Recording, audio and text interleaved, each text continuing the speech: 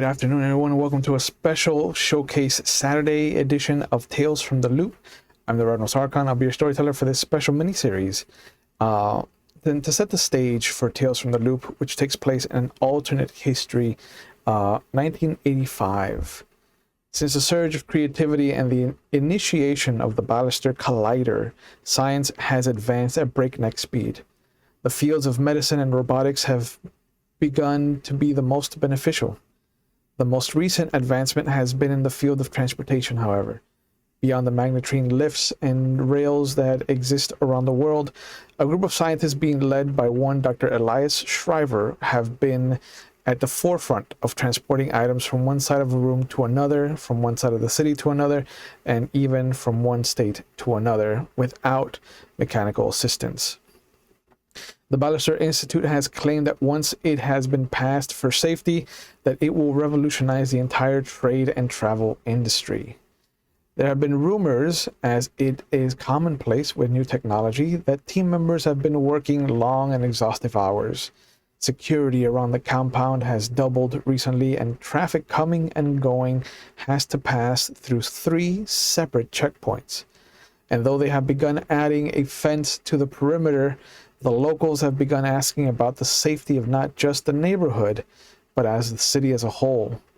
And Dr. Shriver has made a couple of public appearances to assure everyone that what they are doing is perfectly safe, that the security is a precaution because of the current wave of protesters at the Institute.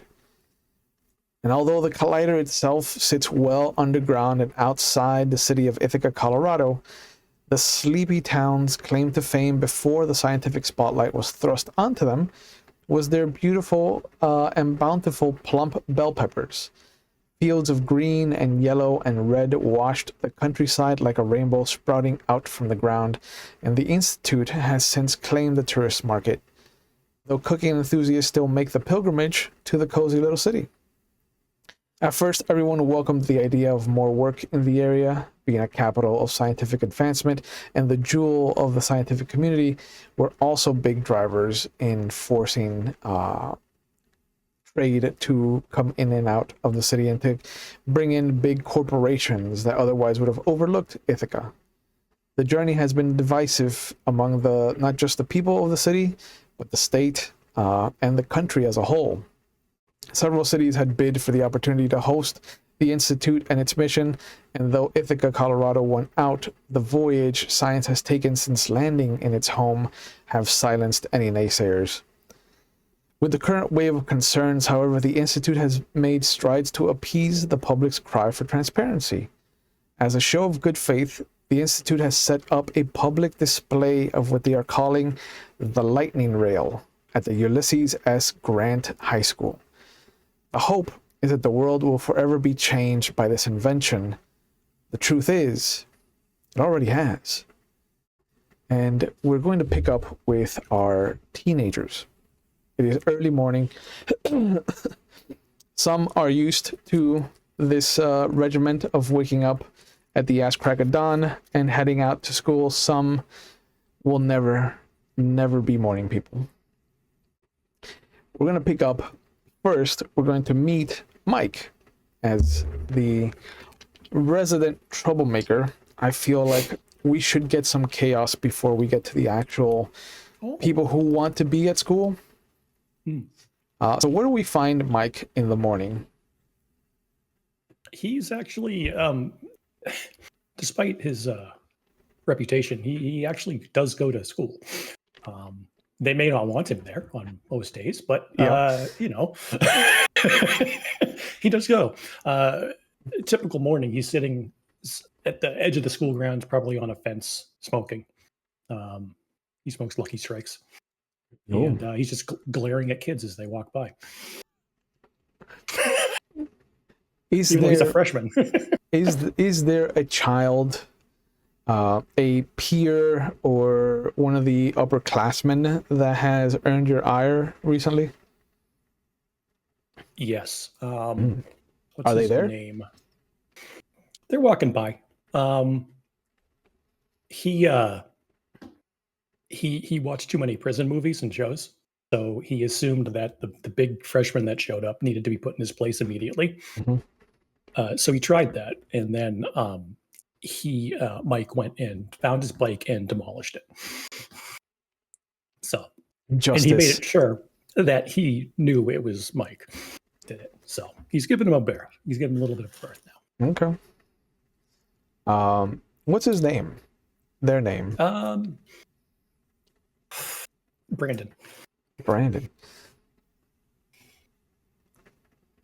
Does he actively try to avoid you? Or does he just kind of like look in your direction and then look away like the super cool guy that he wants to be? Oh, 100%. Yeah. He has to save face. Yeah. Has it gotten around that you fucked up his bike? What's that? Has it gotten around that you were the one that fucked up his bike? Or has he tried to suppress any of those rumors? I didn't make a public display of it. I made sure he knew it was me. Okay. So I haven't said anything. If he's said anything, that's on him. So I don't think he has, because other kids would just be, might be doing the same thing. Yeah. Avoiding him. You'll see that part of his little entourage of those little fish that hang around sharks are called. One of them will just slide back and come over in your direction. I saw what you did to Brandon and his bike. Mm-hmm.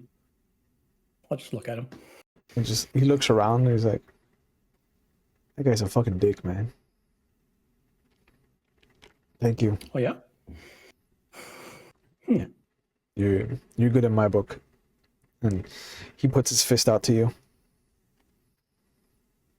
I'll blow some smoke in his face.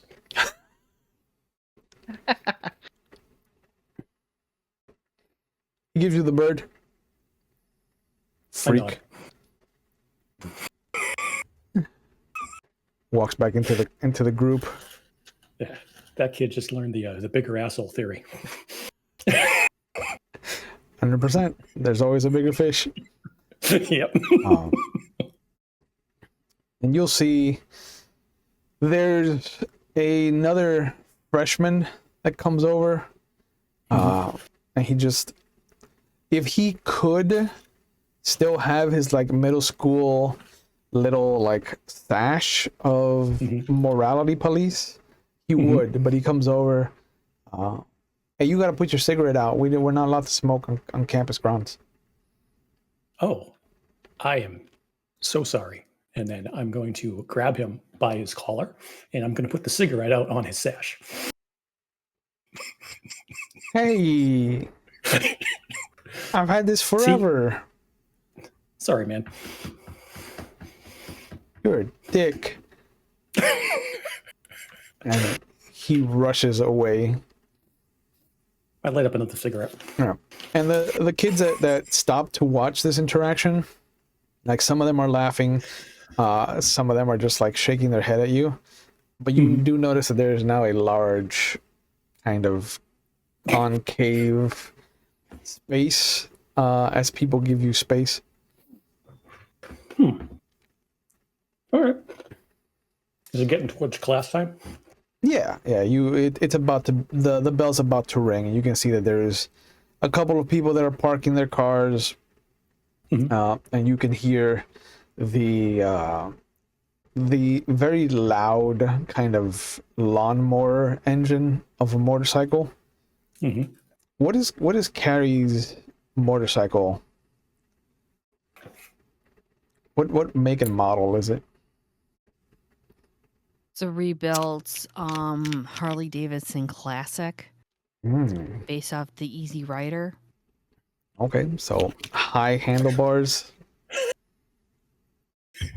Kind of. It's a modified. It's not high, but it's it's a nice thing, and she's rebuilt it. Actually, she got marks in automobile shop for remaking it. She got points and credit for it.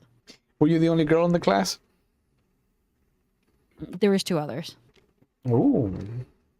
Were you guys ridiculed or bullied? The attempt was made, but shut that shit down real fast. because you want to fuck with me? Okay. Well, funny, something happened to your bank account, and then something happened to your project, and I like bats. And not the animal kind. I like the bats, as in baseball. Wow. Who's your favorite team? Yeah. White Sox. White Sox. Don't Not start e- with me on this. Not even the Rockies being from Colorado? Ah, fuck no. Wow. They're a pop-up. They Traitorous. were made in the 90s. Right. I don't think they existed yet. Yeah, Fuck they it. didn't. It's an alternate history, man. They all exist. Oh, okay. All right. That's fine. No, still White Sox. I don't give a shit. Okay. I'll Yeah. stick with Chicago Pride. Okay. Yeah. Mhm. So, as you're pulling into the parking lot, Nope. are you the only motorcycle? I think there's a couple of us. Not too many. I'd say maybe about 2 or 3. Okay. And do you all park together, or? Yeah, we watch each other's shit. We're not going to be assholes and be like, well, I got a bike and I got a bike. Nah, we kind of band a little bit together. Okay. I help them out. They help me out. All right. Are they in the same grade, or is there a spread? One's a senior and we're juniors, so Oh, I mean, he's got the Primogen spot. right. We just kind of go, whatever, but we're all kind of together and watching each other's shit. Okay. Does Carrie pay any attention to the underclassmen shenaniganery? At times because she's looking for people that she can help or help kind of like say, hey, look, she understands the bookworm. She understands, the intelligent kids where they get picked on. She's been there. She looks out for those kind of kids. Like, if the dickhead over here wants to turn around and muscle up on some of the nerds, yeah, then she teaches them, like, hey, knowledge is power, my friend. Your body's weak. Let me show you. Let me introduce you to my bat. Speaking of weak bodies, where do we find Gideon in the morning? Sorry, Gideon. Gideon will be very excitedly making his way to school, greeting everybody with a chipper smile. He's very happy to be back in to the fountain of knowledge. Yeah, To it's assembly spend every day. day. Exactly. He has a lot of school spirit, and he's ready for whatever the day brings. What is the mascot for the Ulysses S. Grant High School? So Honey Badger. for Ulysses Grant, it was the Myrmidons. The Myrmidons. What the Yes. fuck is that? It's So the Myrmidons were actually an mythological ancient Greek culture, which was based around fighting and combat. Legendary warriors who are said to have descended from ants, uplifted by Zeus himself. Zeus Going right in the himself. trash can. The fuck do I care about that? I'm Irish and German. Fuck. Goddamn Greeks. What does Gideon know about the Ballister Institute? Gideon does not know anywhere near as much as he would like to, because he is extremely curious about it. Okay. Does he have plans and aspirations to work at the institute? More than anything, he wants to know what it's all about. So if there's any way that getting a job there at some point will help him unravel the mysteries that lie within, then absolutely. What was it like when Gideon found out that the institute was coming to Ithaca? Since the actual loop, the collider itself, is based further south between Arizona and Colorado. I would think that Gideon would immediately start calculating how much this would save him in moving costs once that he actually is able to make his way into these places to find the things that he wants to know. Super nerd. Perfect. Extremely convenient, yes. So you'll all go to your homeroom class. They'll take roll, and then the bell will ring, and you'll all go to your first period. What is Mike's first period on his schedule? English. Ooh. How is that for him, having English first thing in the morning? It's honestly, he doesn't dislike school, but English is just people talking at him. Like, who cares what a conjunction is, or whatever other words they've still told him is. He pays enough attention to get the homework done, but how is the English teacher compared to your other teacher, Neil? She doesn't. She leaves him alone. She's not scared or afraid of him. She just doesn't want to engage him because she thinks he's a little bit of a loose cannon. So just don't poke the bear. Let him do his thing. Get the class over with and move on. All right. On your way to class, you will see a familiar face walking down the hallway towards the mess hall, kind of dining area. What does the janitor of the school look like?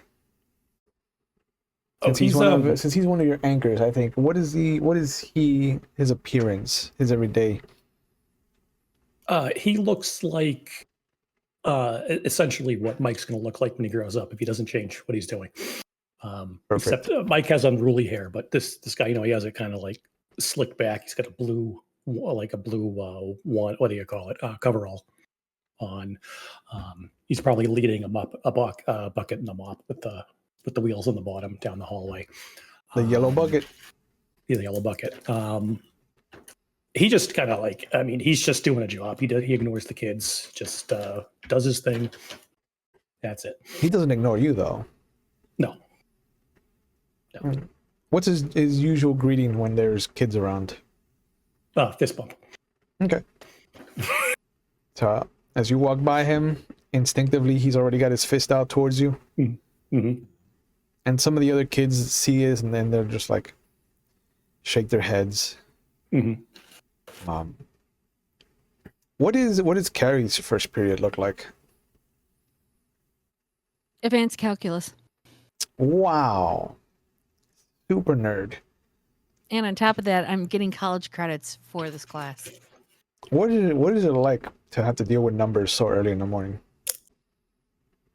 I mean, I do that in real life, so for me, it's like, it's just another Monday.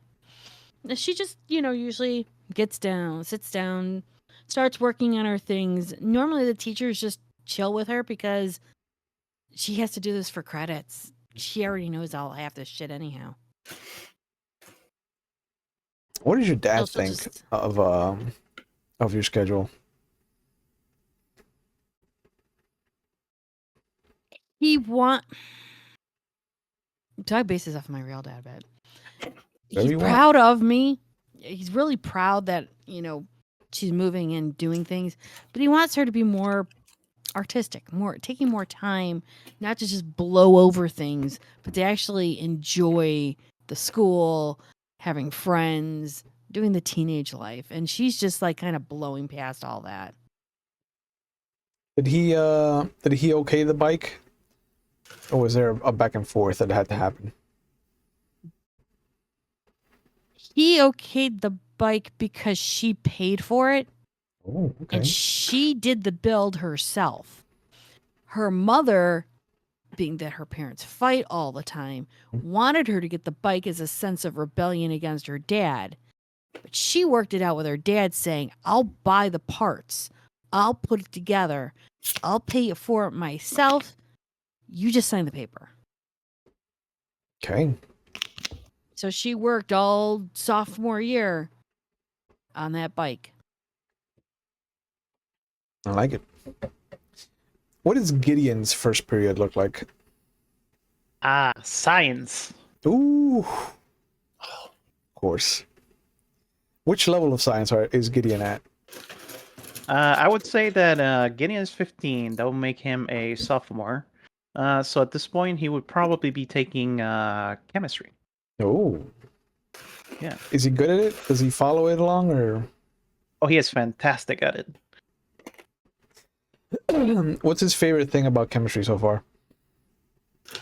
Gideon really loves calculating chemical formulas, like doing reaction predictions using basically math and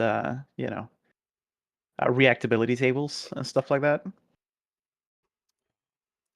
Has your schoolwork suffered, or has your dad become less involved ever since your mom disappeared? Um, Dad has always been somewhat distant, but ever since Mom disappeared, he has definitely not even been almost in the picture at all. Okay. Gideon's schoolwork has not suffered because he has basically used it as a coping mechanism. Okay. How is your science teacher compared to the other teachers you have? The science teacher is kind of fed up with Gideon because he's always asking for more. Like, he's the kid that will raise his hand at the end of the day. It's like, sir, you forgot to assign us homework.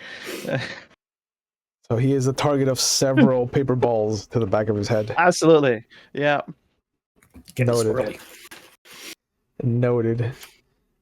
Halfway through second period, all of you hear the special announcement that you will be going to the gymnasium to partake in a Ballister Institute special assembly to show off some of the lightning rail that they've been working on recently.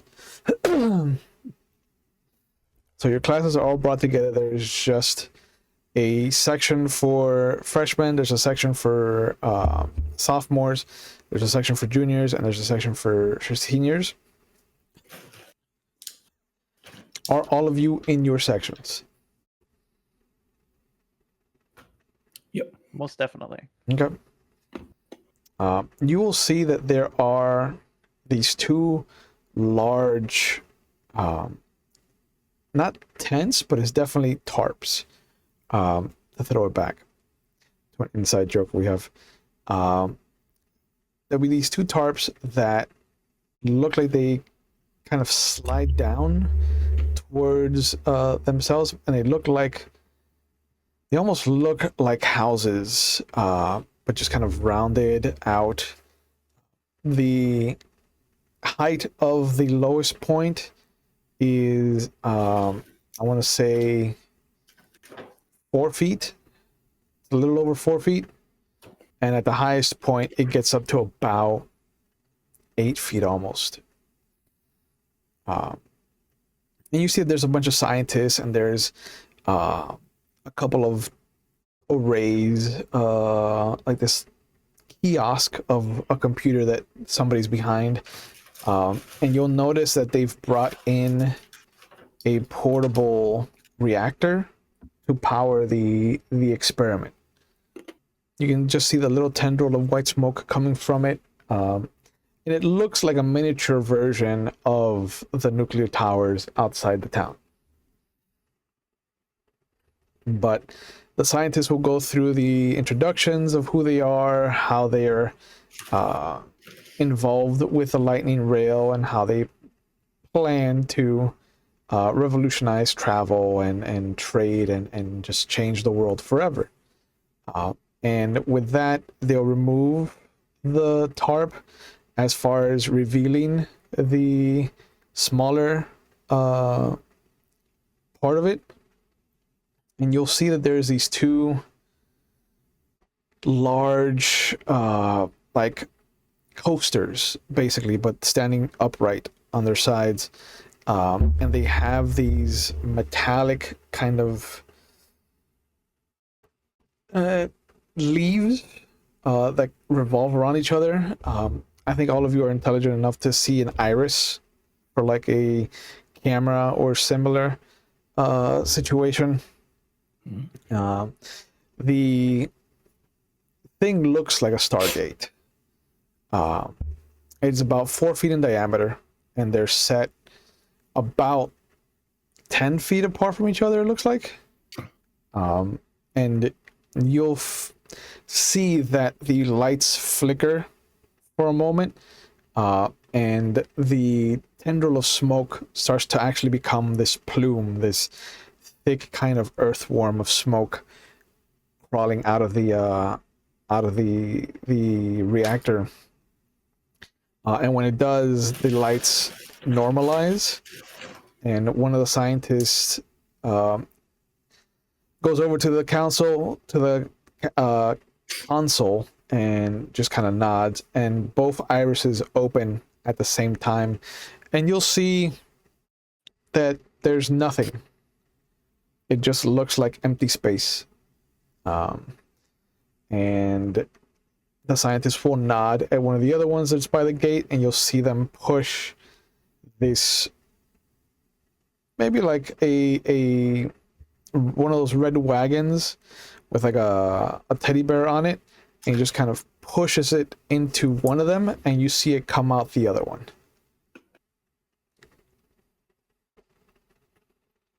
And they all hold up their hands, waiting for an applause, and the science teachers will be the ones that start off the kind of applause.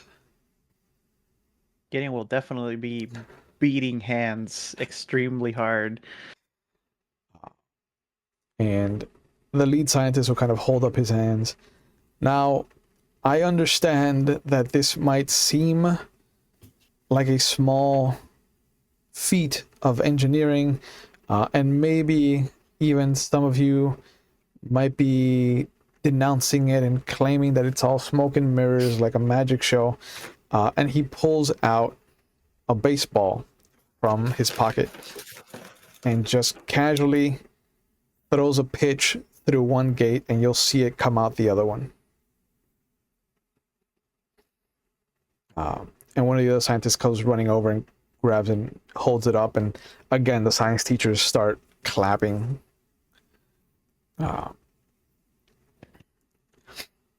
Now, I know that this is impressive, and that there are magnitudes of information that we've gathered from a opening this size, and he'll motion, and he's like, please close the irises, and you'll see them slowly, one turns clockwise, one turns counterclockwise, but they close the irises. And then he motions, and there's the two scientists that pull the tarps off of the large ones, and you'll see that there is a 7-foot diameter gate apart from each other. They're set maybe 30-ish feet apart from each other.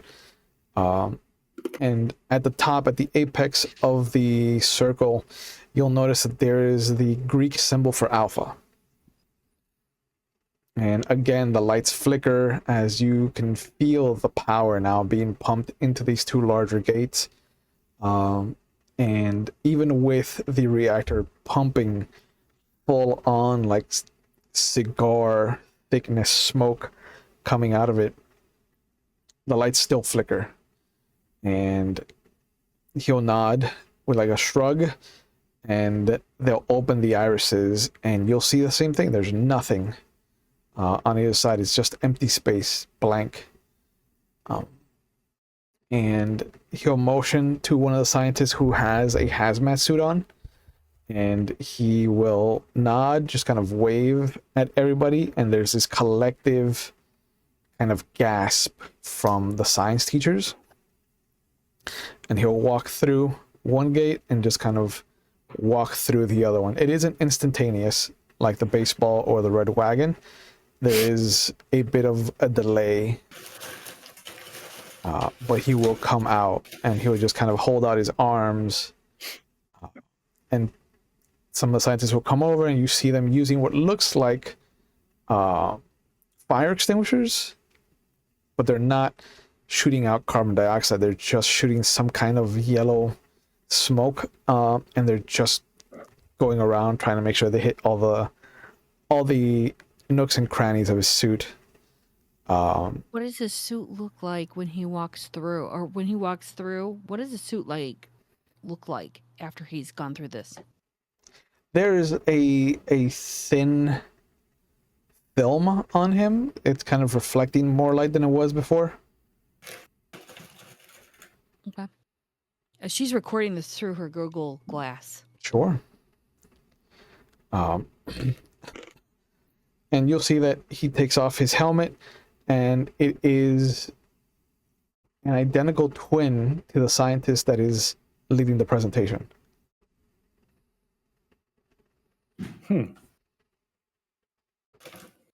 And the science teachers just go bananas, just clapping, murmuring. There's a lot of talk about what this could do, what this could possibly mean. And the scientists powered down, like the irises were closed, they powered down the two large gates. And you'll see the one in the hazmat suit and the one that was leading the presentation both step up, and unprompted, they both start talking at the same time, and then the one in the hazmat suit just kind of clears his throat. It's like, I'm sorry, please, this is your presentation. And he steps away a couple feet, not a lot, but one of the other scientists comes over and starts helping him out of the hazmat suit. But the lead scientist steps forward. He's like, if there are any questions, I am happy, my team and I are happy to answer anything that might be bubbling in those young and impressed minds, I think. And you see hands shoot up. He calls on a couple kids, and then he calls on Gideon. You, with the glasses. Oh, thank you very much, sir. That was, first of all, allow me to preface by saying that that was a stupendous demonstration of something that would be beyond the thinking of any scientist in the last 100 years.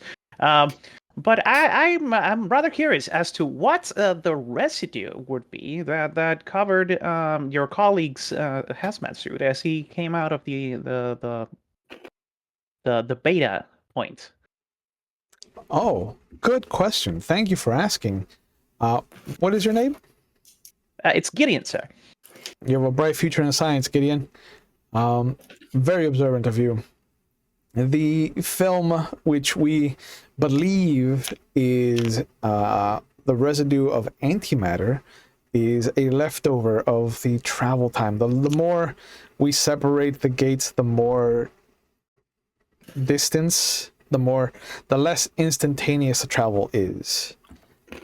Because as you know, the paradox of distance versus time and the speed of light, and he starts going into this whole big 10-minute dissertation about gravity and the theory of relativity and what it means, and how, even with wormhole theories as it is and string theories, instantaneous travel is impossible. You can't coexist in two places at the same time. He takes a couple more questions, and then if Mike still has his hands up, he'll point. Rambo, over there. Hey, I got a question. Follow up. What happened to the people that went through before without the hazmat suit? We have a team that did travel through one of the first iterations. But as you can see, the smallest one that we have created is, and he taps the top of the 4-foot one, is our tester gate, as we like to call it. The alpha gate is the one that we made after we ran some simulations and figured out the formulas that we needed to apply to the science to make sense of it.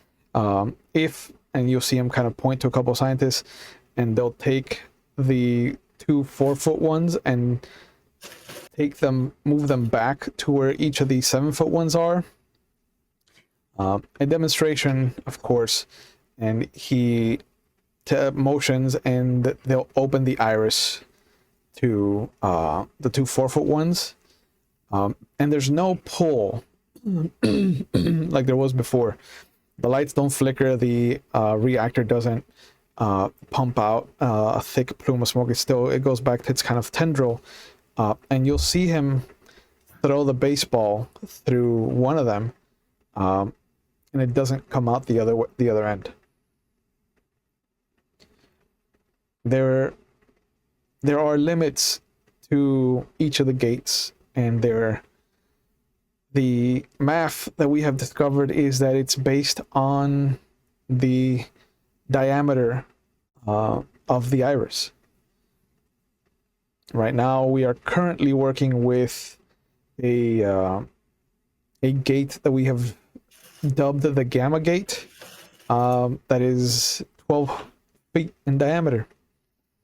So we're hoping that, given the math that we've come to use, that it will give us about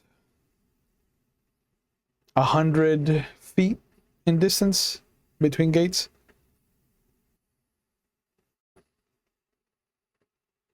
But he says, thank you for your question, and starts to ask, takes a couple more questions. Did Carrie raise her hand? She's right in it now. Yeah. 8 points. Ma'am with the helmet. Wow, it's called a hat. Sorry. Long and the short, since you're quoting Einstein as well as you're probably throwing in Newton in there, and we're also going through astrophysics and space relativity, my question to you is that being that you've ripped a hole in the space-time continuum and you are actually pushing people through, what are they going through? Because this is a tunnel. This isn't just two open ends. And is that tunnel safe due to apparently the residue?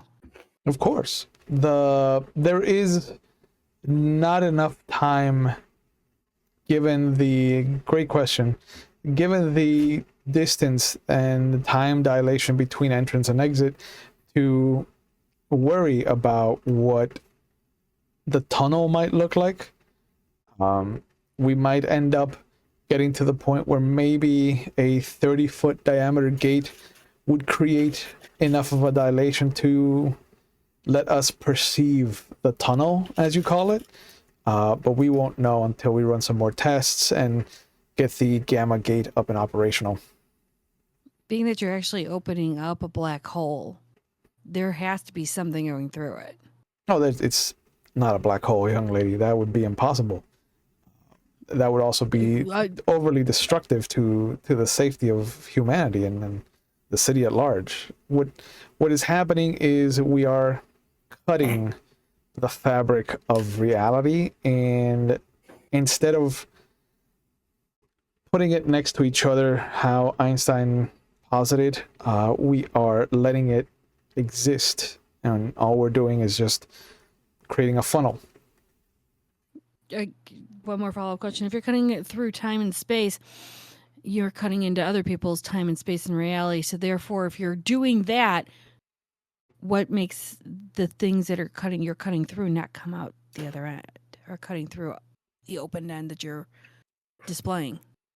Well, like I said, currently the tunnel doesn't exist in a sense that needs to be addressed. It is there. It exists. There's something that creates the bridge between gates, but it's perfectly safe so far. You haven't explored it yet. We haven't been able to. There's and he'll point again, and you'll see some of the monitors turn on, and the dilation between his twin entering and his twin exiting is maybe 2 seconds, 3 seconds at most. Mm-hmm. But there's no change in the orientation that he sent me through. Like, if he leads with his left foot, the left foot is the one that's coming out. It's not like he's traveling inside of the space. Good question, though. Thank you. And he starts picking more people. Did Mike raise his hand again? He'll point. All right. Okay. Bandana. Follow-up question concerned. You know this is why most of the people in the town don't trust this shit, right? You're just like throwing jelly at a wall right now. No. That, I mean, that's a statement, not a question. What do you? It's a comment, but whatever. Right, sure. This is not science that you should be afraid of. This is science that we are pushing safely to the limits to create a new form of travel and trade. Imagine if instead of having a shipment travel from the South Seas of China to San Francisco, for example, and taking the weeks that it would take to cross the ocean, if it could be instantaneous, the amount of ease that we would be creating for the rest of the world would be incalculable. But he takes a couple more questions. He does not call on Mike again. So Mike will just say, so when you said you were cutting reality, you can't imagine that would have any consequences. And he stops in the middle of somebody else's question. He just kind of like holds up his hand to them. Everything is being done with the utmost safety in mind. The For something that irises, you have no idea about. the irises exist because of the idea that anything that could be on the other side of that wormhole, that tear, that slice, could be interested, could be curious, could be a detriment to the survivability of humanity on this world. Oh, man, you love your own Kool-Aid, don't you? But he answers the question that was posed that you interrupted, and then he's like, I appreciate all of you coming out for the demonstration. We will now, in a orderly fashion, let you come around and see the console for yourselves. We are powering down the gates, and you can see some of the images of the scientists that helped make this possible.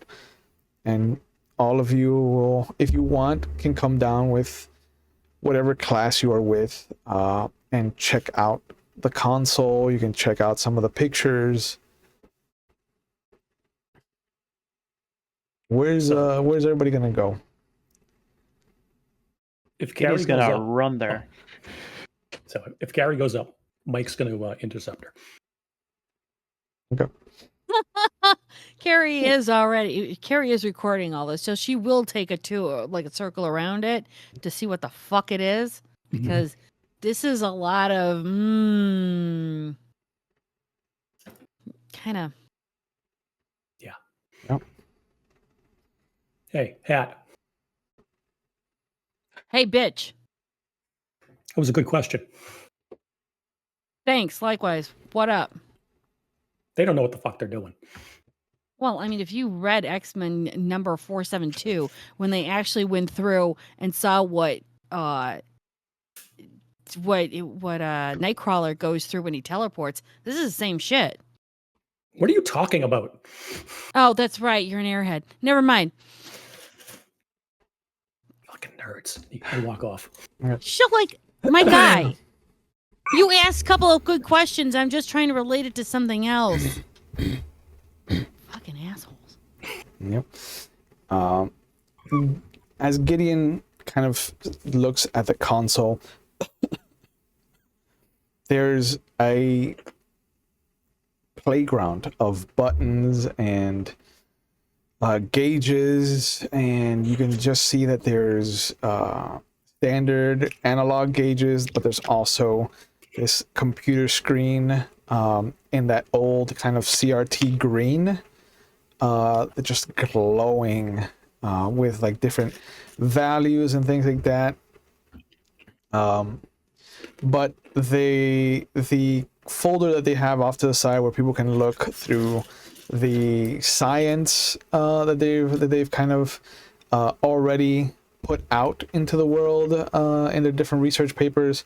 You'll also see that at the end there is a picture of a few of the people that made the gate the kind of lightning rail possible. One of the pictures, one of the people in the picture is your mom.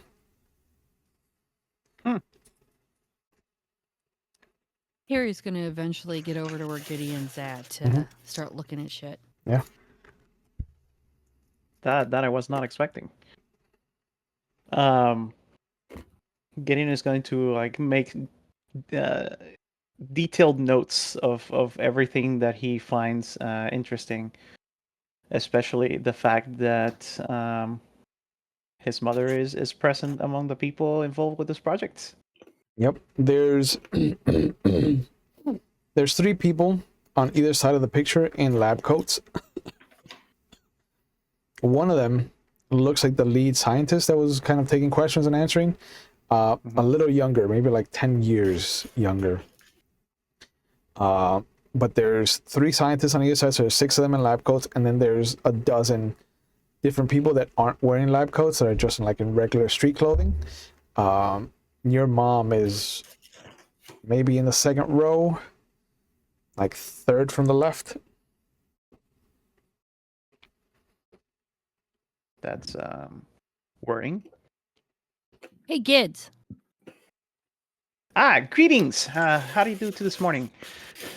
Just say hey. It's good. Isn't it your ma? That seems to be the case. Yes. Cool. I mean, not cool. I'm sorry she's gone, but she was a part of this project? I was not aware of such a coincidence. I find this highly disturbing. This isn't feeling good. You know half of the math is wrong. Lost you there for a second. Ooh, yeah, you are pretty robotic. Damn. Calm crap acting up. Calm crap acting up. Not wrong. Am I back? Yep, So, a little bit. Yep. We'll see what happens. What did you say? I said, hey, kids. You know, the math isn't mathing. And at the same time, they don't know what's going through. Like, you're going through a tunnel. What's through the tunnel? What can get into the tunnel? Okay, apparently Bandana asshole over there didn't know. Did you ever read X-Men? I have had the pleasure, yes. Okay, good. So you know the one where they were going through with Nightcrawler and they watched when he bamfed, and then they actually went through slow motion and he went through all these different things, all these different worlds to get to the other side? Yes, I am familiar with the concept. Cool. So what's to say that in the middle of him bamfing or in the middle of us opening up a portal, whatever we're ripping through in the time-space continuum isn't noticing it and trying to get to us so that it can go through the tunnel? It is certainly a possibility. As much as it shames me to say, I am not 100% sure about the specific mechanics of this device. And the way that the scientist was referring to ripping a hole in space-time, it could definitely lead us to reaching dimensions that we are hitherto unaware of. We're not ready for. Most definitely not. And not to mention go ahead, Mike. Get your asshole in here. If I hear hitherto, I'm gonna hiss like a vampire, seeing sunlight. Yeah. Oh, look, it's the uneducated coming into play. No, I'm gonna come over and I'm gonna point at the picture. Why are you guys looking at this picture? Does mine? I extend my hand. Disappeared. Say, Michael, isn't it? Mike, yeah. Is the picture attached to the wall? Is the picture how's the picture attached? No, it's in the binder. It's like it's in a 3-ring binder. It's just like in one of those clear sleeves. Oh, I take it out and I slap it on Gideon's chest. Here you go. Better than taking notes. Dude, I'm recording all this, asshole. I got it. For what? B wants a memento. I can blow it up and give him a PDF if he wants it. Well, I appreciate the sentiment. I am not known for taking things that do not belong to me. It belongs to me. I took it, and I'm giving it to you as a present. I do not believe the transitive property applies. I don't know what that is, but it most certainly does. Pretty much means that they owned it longer than you have, so 9/10 of the law means it's their shit still, not yours. Look, they're breaking the laws of reality, so mine is very minor compared to that. Just saying. Yes. But unfortunately, they're going to substitute their reality with your own. Oh, I'm going to go find out how heavy those gates are right now. Yeah, go for it. You do that. So I'm going to go find one of the gates and I'm going to give it a Yeah. shake. Oh yeah, they'll let you go near all of them. They've been powered down, so there's no hum coming from them. Gideon, $10. He can't move. He can't move them at least 2 meters. While his physical appearance is rather imposing, I do believe that the mass of the object might be slightly above what he might be able to apply a force vector to. So are you going to take the bet or no? No. Oh, fuck. No. Oh, I know. I have an idea. Yeah. I'm going to walk out of the gymnasium. Okay. I'm going to go find the janitor and I'm going to get some soapy water. Okay. So you sneak out. Are you trying to sneak out, or are you just trying to like? No, I'm walking out. Okay. One of the teachers will stop you. Yeah. Yeah. Who is it that tries to stop you? The English teacher. She probably is trying to. She knows she needs to stop him from leaving. Yeah. But doesn't want to engage him. So it's like she's at a bit of a crux. Like she's like, hey. Yeah. Yeah. She kind of like calls out to you, Michael. All of us are gathered over here. Are you guys the bathroom? Hold on. And she'll call over. Mr. Daniels, could you escort Michael to the bathroom? And he kind of says something to his class. Mhm. And you see Mr. Daniels kind of come over. Who is Mr. Daniels? Oh, Mr. Daniels is, let's say he's the chemistry teacher. Okay. It's like, oh, thanks, Mr. Daniels. You gonna hold it for me too?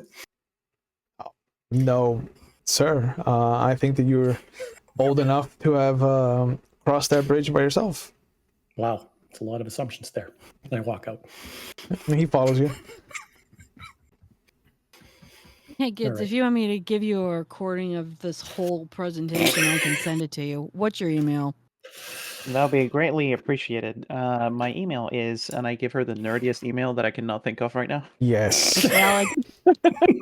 Just Just imagine something extremely nerdy. Yep. The square root of pi at gmail.com. Yep. Yeah, basically, it's all numbers. Oh no, it's probably like Frodo was right at lordoftherings.net.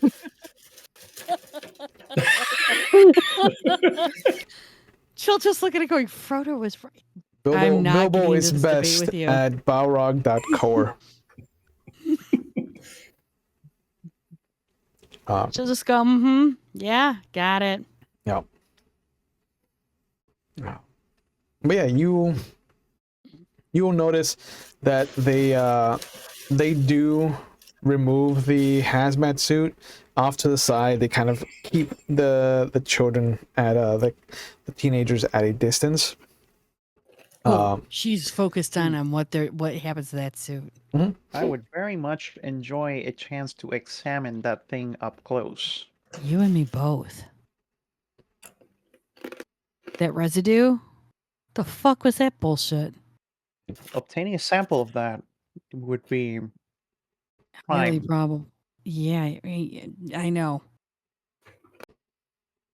You see one of the people that normally hangs out with Mike after school suddenly yells out, "Cowabunga, dude!" And you see this shape jump up and just slide impossibly. And a bunch of scientists are like, "He's on the cart! He's on the cart! Get him down!" Oh, Carrie's recording all this shit. Yeah, one of the scientists tackles him off the like radio flyer. And the guy's just like, "Hey man, get off of me! Come on! It was a joke. I think you broke my arm." But they start to take him away, and they start to take the the little radio flyer away too. Like one of the scientists has the cart, and one of the other scientists has the bear. Was this enough of a distraction that people were not looking at the suit directly? It is enough of a distraction, yes. I Oh, give where's- Carrie an elbow and like make my way towards the Where's- thing. Also, where's the ball? It's on the desk. Is there any way that she could turn around and take a sandwich bag and kind of hack it while this whole distraction's going? Oh, that's gonna be the first roll of the day right there.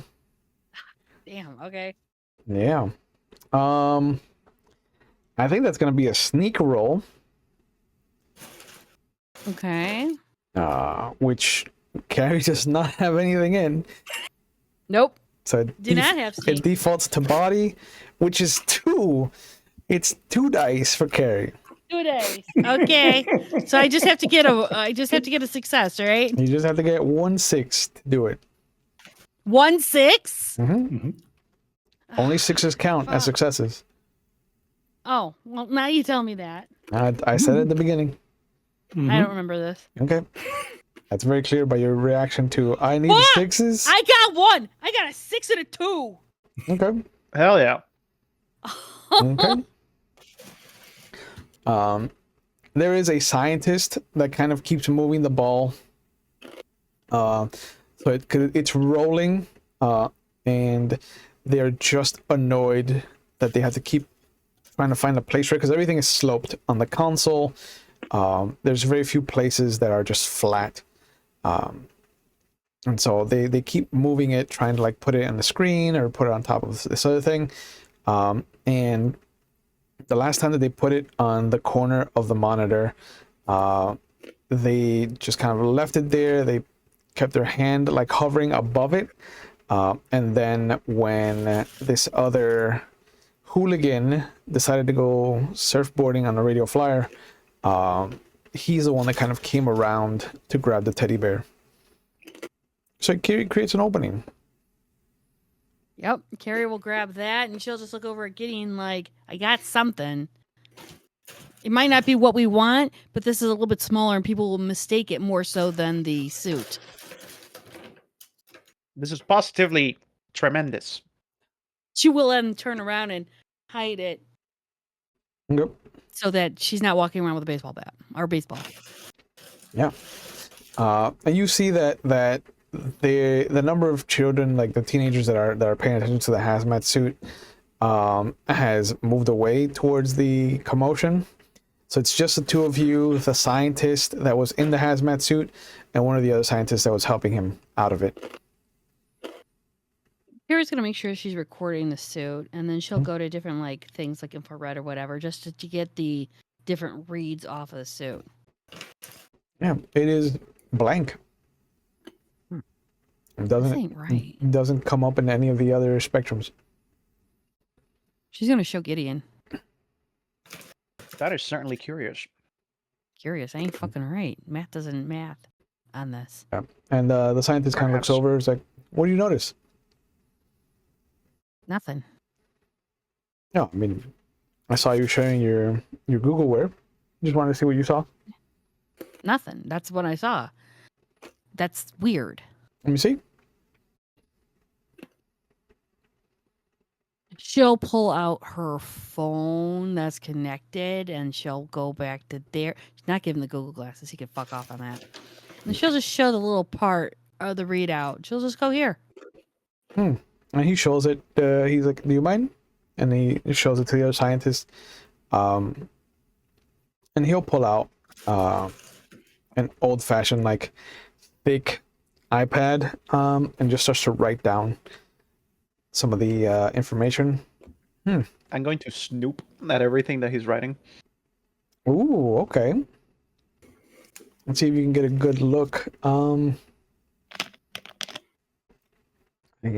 What would be I think investigate might be a good one for you. Or do you think comprehend? Because you're trying to make sense of it. I think investigate would be best. Yeah. Nothing to do with the fact that it's 1 extra die? No. Okay.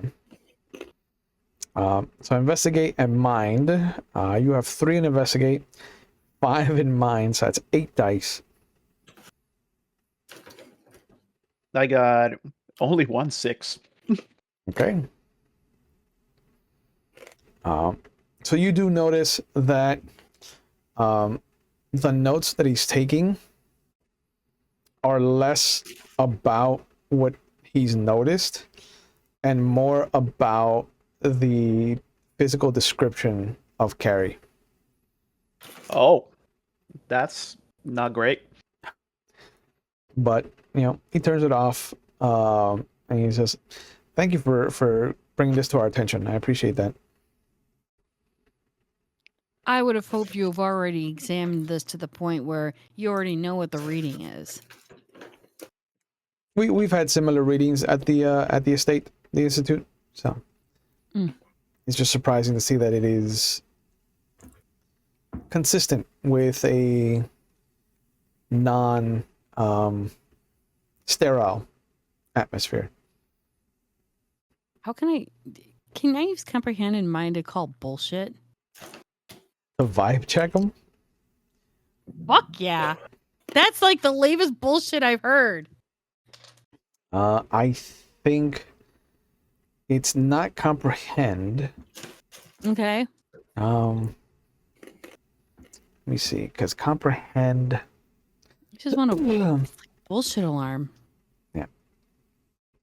It's the ability to have the right piece of information or be able to find it at the school library. I think it would be empathize. Yeah. The ability to study what makes a person. Excellent. You are choosing the best roles for you. Yes, but I have 5 in mind. But you do have 5 in mind, so that's 5 dice.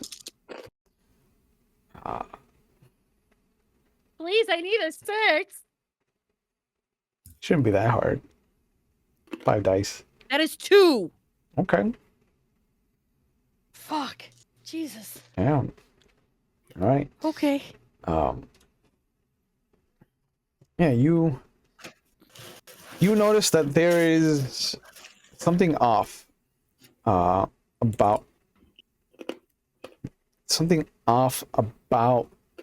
the scientist that was in the suit, not the other one. The other one seems to just be like corroborating whatever is being said. Like it is very much like a hype man, where the lead scientist is the main kind of vocal interaction between the two of you and him and them. Mm-hmm. But yeah, there's something weird about him. Something doesn't add up. I'm gonna keep that to myself. Yeah. For a moment.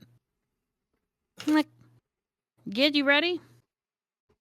Yes, of course. And as we leave earshot from the scientists, I will say, I observed him documenting your craniofacial structure with precision typically reserved for biometric research. That is, to say the least, not casual note-taking.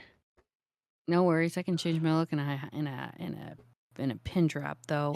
He's bullshitting us. Dude, he did not pass the vibe check. There is a lot about this that does not add up. The math is so not mathing. Yeah, as you two are pull yourselves aside, we follow Mike and Mr. Daniels. Where is Mike going to lead him? Mike's actually gonna. Mike would know. Do they have bar soap in the bathrooms? Yeah. Okay. So he's actually just had another idea. He's just gonna go right to the bathroom. Okay. Yeah, and you see Mr. Daniels. Mr. Daniels just stays outside. Fucking perfect. So he's gonna go. He's gonna take a couple minutes. Yep. He's going to take one of the bars of soap, lather it up real good, and stick it in his pocket, and then dry his hands off real quick. He's going to take one match. He's going to throw it in the garbage can and walk out. Valid. And I go, hey, Mr. Daniels. And he's going to wipe his hands on his sleeve. Yeah. And just pushes your hands away. Yeah. Okay, come on. Let's go back to the assembly. Okay. You Walk back to the assembly. you were right in there. Oh yeah, just had to go. Okay. Everything came out okay. Don't worry. All right. I'm just. There was a lot of alkaline substances coming out. Who taught you alkaline? We're rubbing off on it. I've read shit. I have never seen you write a single note in my class. Mm-hmm. Okay. All right. I don't believe you, but okay, sure. Hey, look, I'm not here to satisfy your, masquerade. Do you know what you're saying? Are you having a stroke? This is, you know what? You're a teacher. You should know better. I I'm- shouldn't. I'm concerned about you, Mike. You. Never mind. I'm going. You know what? This is too much. All right. I'm just you. I'm feeling very down right now. Very down right now. Yep. What? What? Yep. Oh, okay. You want to walk me through how you got to being so down right now? Well, one of my teachers was talking down to me recently. One of your teachers was talking down to you Recently. recently. Very recently. Very recently? Mm-hmm. Okay. And that made you feel down? Yeah. Very sad. Very sad. Mhm. Do you want to lodge a formal complaint? Should we go to the office? No. I wouldn't want to embarrass that teacher. He seems like an okay guy. Oh, it's a he. Mhm. Okay. So I'm Unless they're a allowed. they. I don't know. Okay. I'm allowed to know that it's a he, Mhm. and that he talked down to you very recently, Mhm. and made you feel sad. Mhm. I will make sure to write a report. You see that you do. That makes me feel better. Thank you. Yeah, to help assuage your situation. Mm-hmm. Yep. Yes. Mm-hmm. Good. I'm glad. It might be that your alkaline levels are low. It's possible. I just emptied a lot of them. Drink some electrolytes. The fuck's an electrolyte? That's how I know you don't take notes, Mike. And he opens the door to the gymnasium for you. Mm-hmm. Thank you. But once you're there with the rest of the class, he goes over to who he was taking care of. And the English teacher beelines directly for him and just kind of like points in your direction. And they have this talk. And he laughs about something. And she just kind of like clutches at her non-existent pearls. And he has to like explain sarcasm to her. Mm-hmm. Yeah, they won't be laughing when the bathroom's on fire. Yep. Is there still a crowd up by the devices? There's always going to be kids that are like, Okay. and you see some of them are trying to push it over, but it doesn't budge. Okay. Is the people that hang out with me the other trouble kids? Are they still milling around? No, they've actually been removed. Oh fuck. That's fine. I can do this myself. And you see one of the other kids kind of looks at you, come back, and is like, "Oh, I thought you were taken with the other riffraff." What? Yeah. Shut up. All right. Fuck you then. And he walks off. So I'm gonna mingle with the crowd up by the. Actually, I'm gonna make eye contact with the two of them. Okay. Yeah, they're Because I heard them betting on me being able to push this over. they're conspiratorially talking to each other. Mm-hmm. I'll just make it a point. I'll just pull my finger and I'm gonna walk up and I'm gonna start milling. And if I need to make a stealth roll to do this, I will. What are you trying to do? The soap that's all lathered up, I'm gonna put it right around the base, all around the base, and I'm gonna start trying to slide it and rock it. Okay. Yeah. Let's have you make a sneak roll. All right. Hey, kids. Orange cat over there is going to do some shit. 5 Sneak and 3, body 5. Yeah, 8 dice. I'm good at that. Yeah. Almost like you're good at making trouble. So on 8 dice, I got 2 successes. 2 6s. All right. Yeah, you lather up the bottom of that fucking... The 4-foot one or the 7-foot one? Choices. I don't want to be arrested, so maybe the 4-foot one. Okay. Yeah, you can see that people have already been like trying to push it, and one of the I just football shoot him. guys is like The sitting there, professionals here. and You know, who is this football guy that kind of like crosses his hands as you come up? oh, this motherfucker's named Blake. Like he is a Blake. Blake just like he is on he's on a crosses his WB arms. Lucky. Yeah, show. Like Balake is just kind of like fucking crosses his arms like, what are you gonna do, skinny hands? what? First off, screw you. Second, I'm gonna push this over. All right, noodle arms. Let's see. All right. So I'm gonna get down. I'm gonna lather it all up, all around. He just looks over Real like, slippery. hey, look at this guy washing hands at the fucking on the gate like a fucking idiot. There's no water that comes out of that. Shut the fuck up.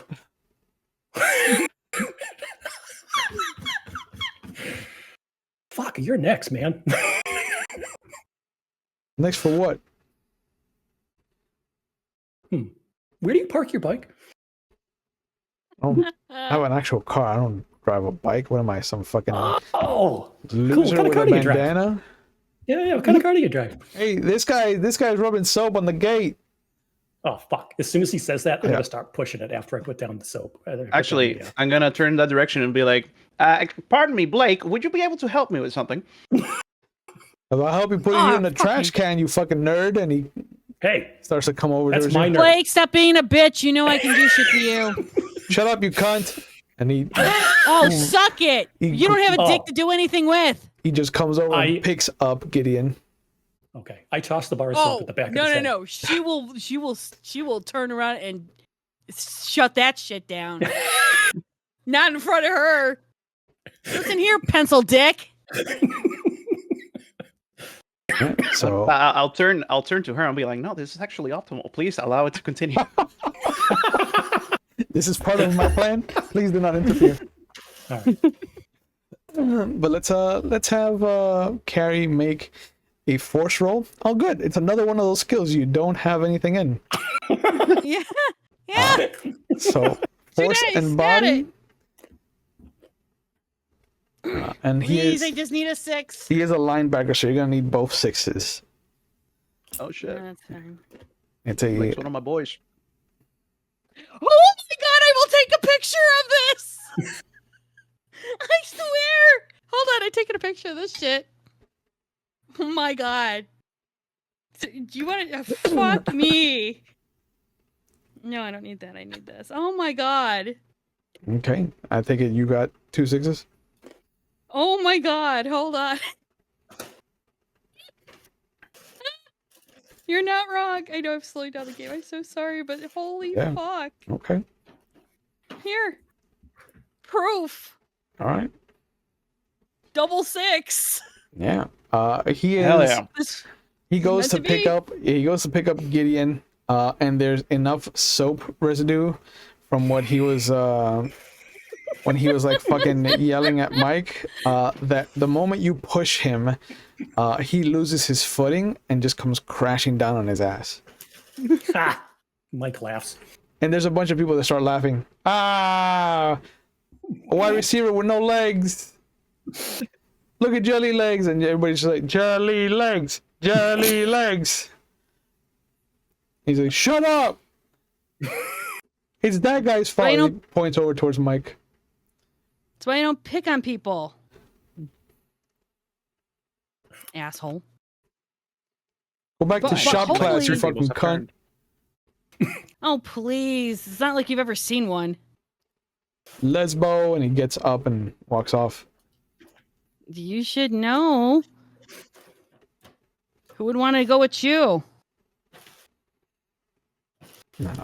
But Gideon did not get picked up and put in a trash can this day. But Beef caused enough commotion for Mike to do his shit. That was Just the kinda idea. Yeah. Yeah. Carrie just gives Gideon a high five. All right. Is that the first high five Gideon has ever had initiated with him? He's not carried for a minute. There's been high fives before, but they never go as one would hope. Gideon is absolutely atrocious at high fives. Harry Perfect. will slow it down so that she can actually make sure it connects this time. Perfect. Just look I at hear the that elbow. tends to be more effective if I aim for the elbow. You actually use the elbow more than your hand. Yeah. Fascinating. Okay, Spock. But Blake Balake will come back over to Mike. Balake. Balake. Hey, Dick Face, what are you doing? Get away from there. What? I'm sorry. Can you leave?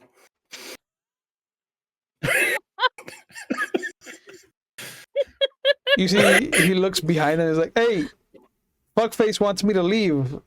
We should escort him out, huh, boys?" And you see two other football players come over. All right. Well, was Ender's Game written in 1985? Was it before that? Ender's Sure, Game? man. Yeah, we'll say it's fine. If you want to pull from things that are close enough, it's fine. Okay. So, what I'm going to do is, while they're doing that, I'm going to stealthily lather as much of my open skin as I can. Perfect. Reminiscent of the fight scene in the shower where he turned the steam up. But I'm going to make myself as slippery as possible on like neck, face, arms. Perfect. Like, oh, you guys want to go? Okay. And one of them, we'll call this guy Trevor, just sees what you're doing. And he's just like, hey, Blake, why is he putting soap on his face? Why is he doing that? And he's like, it doesn't matter, man. Just fucking grab him and we'll throw him outside. And between the three of them, they're going to try to take you out. Nice. So you can do force or sneak because of your lathered up skin. Yeah, I am. Where's my character sheet? There it is. Hey, Gideon. I bet you lunch. They don't get him out. I'm gonna do sneak and body. I will take that bet. Yeah. Okay. It's a good thing we have lunch together. Yeah. 3 sixes. 3 6s.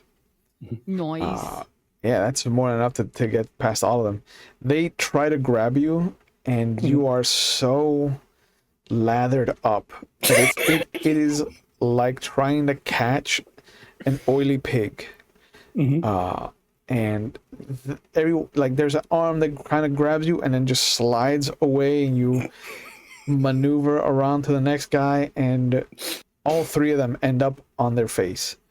And you see the Mr. Daniels come over. All right, break it up. What's happening over here?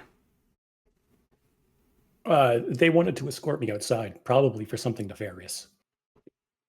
Who taught you nefarious? I think I heard it somewhere. Jesus. I hear things. The most upsetting part about you, Mike, is that you could be a good student if you applied yourself. It seems like a lot of work. All right, everybody step away from the gates. All right, I think that all of you have made it so nobody's allowed near the gates anymore, and you see the kids just like, fuck. Way to go, Blake. Fault. Yeah, put that on my report about that guy, the teacher. Include Blake in that. Oh, so I need a second report. He looks at you for Blake. You can just make it one big report. It's fine. One big report, and just as a footnote, maybe do the thing about Blake. Yeah. Blake is a dickhead. That got us all kicked out. I'm not gonna write that on my report. Okay, you can use another word if you want. Yeah, nefarious, and he starts to kind of guide you guys away from the gate. And he'll yell out at another teacher, Mr. Robinson, could you remove everybody's from the gates, please? Let's have them all go back to the bleachers. And everybody's like, "Oh man!" Freaking Blake. I totally do that out of the side of my mouth. Okay. Yeah, Carrie will actually go to one of the popular girls and go, "He's got a pencil deck. I've got pictures. Just spread it around. Don't date him." Let's have Mike do a charm roll to see how far and fast the Blake hate wagon travels. Okay, so I got 1 charm, and what is that? Heart. Heart. So that's 5 dice actually. Yeah, 4 and 1 I and got 5. a lot of heart for a troublemaker. Yeah. 1. It's enough. There's a couple of kids as like Blake is talking to the rest of the football team, and they're all pointing at you. Trevor, The old salute. yeah, Trevor and fucking we'll call the other guy Kyle because those are 2 fuckface names. Oh, they are total fuckfaces. They're all pointing at you, and there's like nodding and some kind of nefarious conversation happening. But the group around you is like, man, Blake fucked it up for everybody, bro. Everybody. Fucking guy. Man, that guy's always fucking things up. Yeah. Soapy hands, bro. Can't even catch a ball. Nope. Can't even pick up a nerd. Falls over. Fuck it. Do we want that kind of character on our team? You're not on the team, dude. What? Shut up. Now, is that Myrmidon, quality? The guy next to you's like, who are you? Excuse you? Who are you? Jeez. Who am I talking to? And he walks over to somebody else like, hey, you see what Blake tried to do, that fucking skinny guy? And you just hear murmurings about Blake and Gideon and Blake and Mike. Mm-hmm.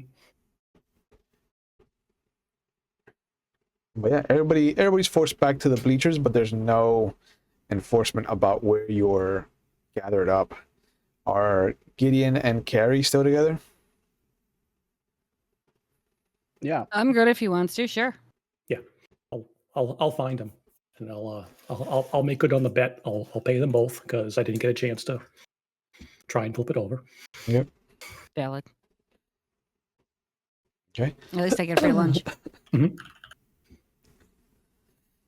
Yeah. And after everybody's gathered, there's a little kind of like thank you portion where the principal and one of the vice principals is just like calling out to the doctors and thanking them for their time and asking, one last thing about like, if you have any questions, can they be directed to anyone at the institution? And they're cordial, and they give you information and where you can go and the website and whatnot. And then the principal is like, all right, let's give everybody a round of applause and thank them for their time, and everybody go back to your class, I think. And he looks at the watch, the bell rings, it's like, all right, it's 4th period, so lunch, go to lunch, 4th period, go to 4th period. And people start to mill out. Does Carrie and Gideon have first lunch or 4th period?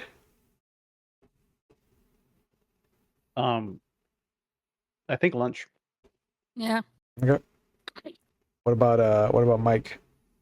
Mike's gonna follow them to lunch. Whether he has class or not is irrelevant. Noted. Valid. Fucking This is- red. Fucking this orange is- cat. This is Antara in high school, by the way. Nice. Good to know.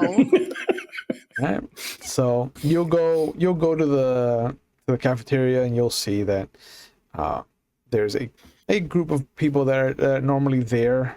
There's the pretty girls clique. There's a couple of the football players that aren't Blake, Trevor, or Kyle, who are still eyeballing Mike. But the majority of the first lunch is mostly the nerds. So you see that there's just like half of the cafeteria is just fucking glasses, braces, pocket protectors. God, it's like they put you all in the same lunch My on people. purpose. You got to protect the herd.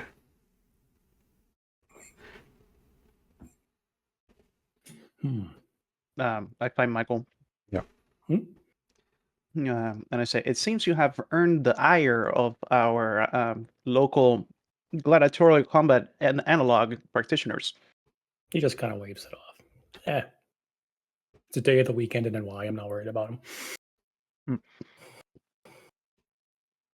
It does seem like it might be a good idea for you to hang with us, so to speak. Yeah, they're all juniors and seniors. They all have cars. Hey, tell me, what does sugar do to a car when it's put in the gas tank? Oh, not pleasant things, I assure you. I Yeah, go on yeah, a yeah. detailed Touched. explanation. If you touch my bike, Are you a football player? I'm just stating I do have a vehicle. Yeah. You get a motorcycle. Don't worry about it. I'm not Yeah, going to touch all your right. motorcycle. All right. So you But don't. those, if those are just making eyes, whatever. They All do right, if you want something. to, actually, you really want to know how to fuck up their car? Yep. It's not just sugar. Ooh. Banana in the tailpipe? Oh, fuck no. Take some sugar, add a little bit of flour and baking soda. Doesn't that... Wait. I might have been paying attention that day in class. Isn't that the volcano thing? Not exactly, because the gasoline isn't going to ignite the baking soda. Okay. But once all it gets in and it gets all absorbed, Mhm. how hard is it to take bread out of a fucking engine? It's rather I like difficult. I like you science types. We're going to do this. I mean, did you pay attention in chemistry? When they're talking about theory, I just kind of wonder. But when they're talking about practical applications for things, Yeah, but if I'm gonna throw this out there to you, okay, Orange Cap, just throwing it Mhm. out. Mhm. When they throw out the theory, it's a practiced hypothesis, so therefore you can cause more shit and cause more trouble with the theory. Mike just And smashes his throw head it on the back at table. Like, he doesn't even know half the words that are coming out of her mouth. Okay, if you want to fuck shit up, use the theory because it's already practiced and applied. Talk to you like a fifth grader. Got it. Yes. GG. It seems as the simplified language tends to have more pleasant effects upon the populace. I will make note of this. I'll always talk to everyone like him, like a fifth grader. Mhm. He actually has 4 minds. He's not stupid. Yep. We didn't say his comprehension wasn't high. Just gliding through life, bro. Mhm. But you will notice that one of the other vice principals is walking past the cafeteria, and there is a kind of middle-aged woman with them, hair tied back in a tight bun. Looks rugged, athletic, and there's these thick, heavy work pants, these boots. But the shirt is what catches your attention because there's a little kind of cross, like a rounded cross symbol over her pec. And on the back it says IFD, and it just has the symbol for the Ithaca Fire Department. Interesting. But it looks like they're walking towards the office. That's fine. Carrie remembers that Gideon told her the scientists have an ID on her. So she's starting to change her look up a bit.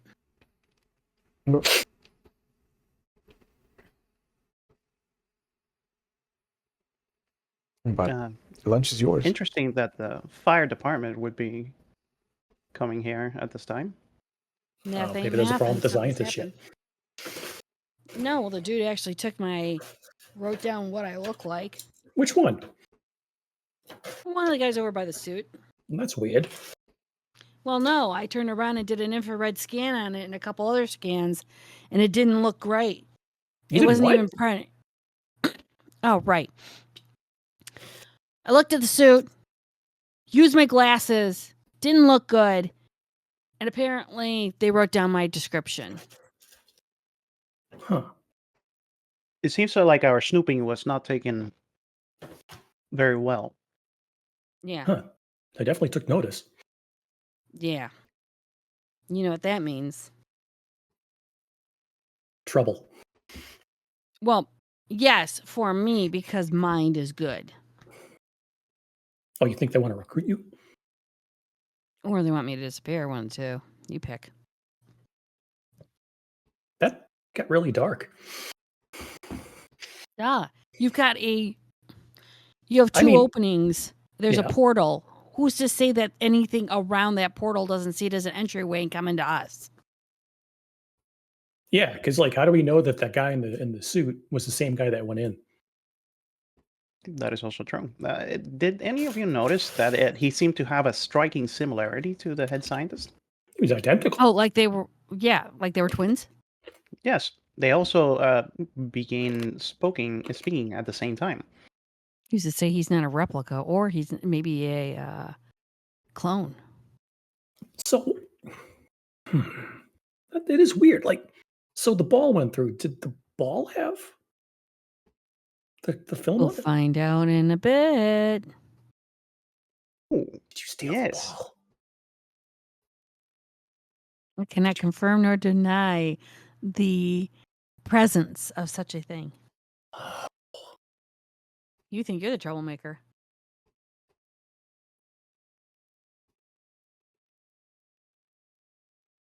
I would suggest that there is a possibility for us to begin analyzing this thing post haste. Well, yeah, well, I'm not going to do it here at school with those people peeping around. Do I know if there's like any labs that are currently unoccupied? Yeah.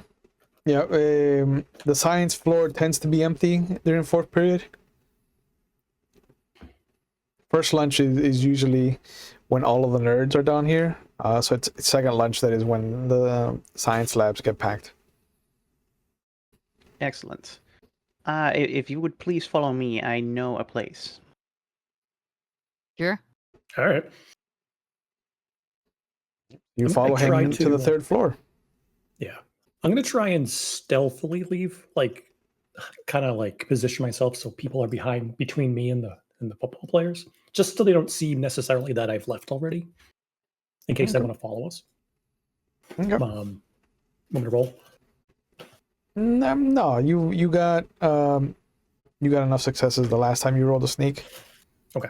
Yeah, I think it's you've got a bead on how to avoid football players. Yeah, so you go to the third floor, which is the smallest of the floors in the high school, but it's all dedicated to science. Coming up from the stairs, you'll see that there's like pictures. There's like a painting, mural of like Isaac Newton, of Einstein. There's a mural on the other side of like Picasso and Raphael and like the ornithopter that Picasso came up with and things like not Picasso, Da Vinci. And there's just like this interesting blend of science and art up here. But where's Gideon taking them? To the chemistry lab. Yep. I'm going to take a look at that picture while we're walking. The picture with his mom in it. Mhm. Were any of the scientists on the stage in the picture? No. The one that was Look at leading the assembly Mhm. looks like one of them, but much younger.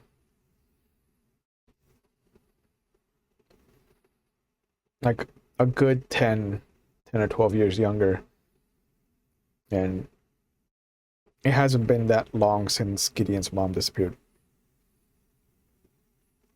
How long would you say it's been since she went missing? Definitely a little bit over a year. Mhm. Yes. Did we see the guy in the hazmat suit without the hazmat suit Mhm. beforehand? Okay. And it looked exactly like him. Exactly. Okay.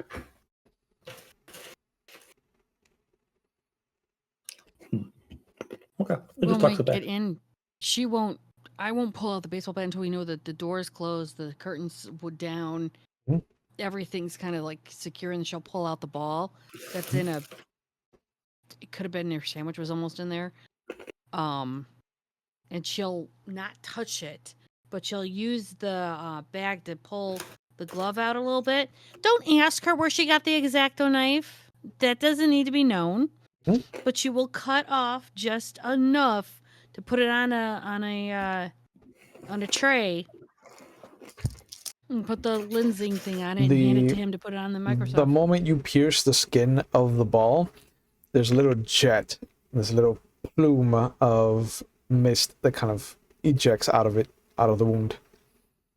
Yeah, that does not go to my face. That is pushed away. And she's just kind of like, ooh. Oh yeah, baseballs don't do that. I know No that. shit. Gideon is fascinated. Yeah. She Yeah. pulls her hand away from it too, so that she doesn't like get anything on her, and she makes sure that they don't get anything on them either. And then that's when she'll slowly, kind of now, artistically cut this thing, like she's a pro at cutting. Don't ask Yeah. her. The more you cut into it, the more little starlight comes out of it.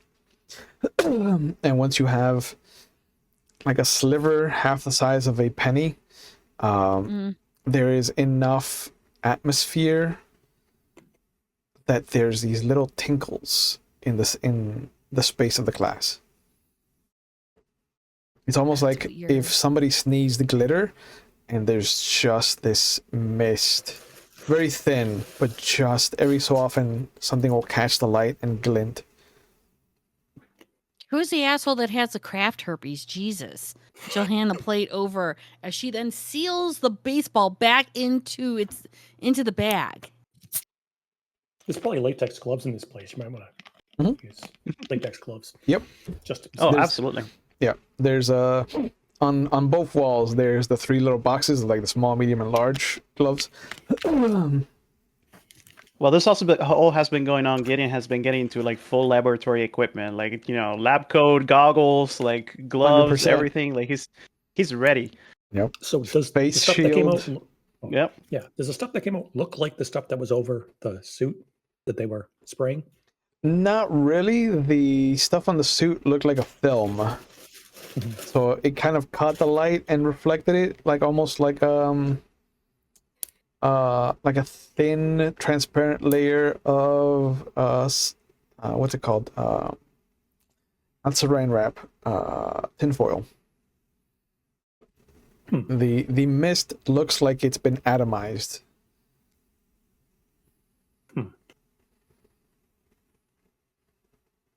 Did Carrie And put did the the ball bag away, or did collapse? you just leave the bag out in the open? No, I sealed it all, and Right, but actually, the she would have bag, had her back. the actual bag What with bag? the baseball is in a Ziploc bag. Where is the bag? Like, did she put it away? Yeah. Oh God, Okay. yes. Okay.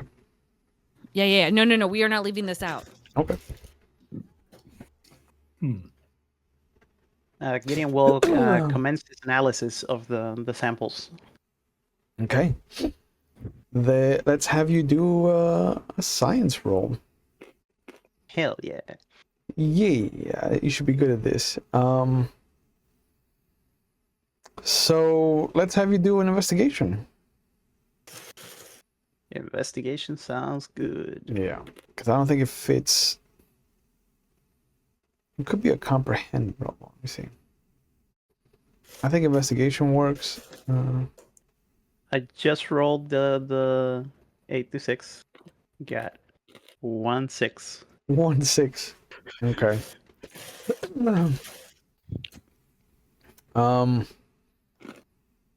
It at first glance, it looks like the material that a baseball would be made of, in the 1980s at least.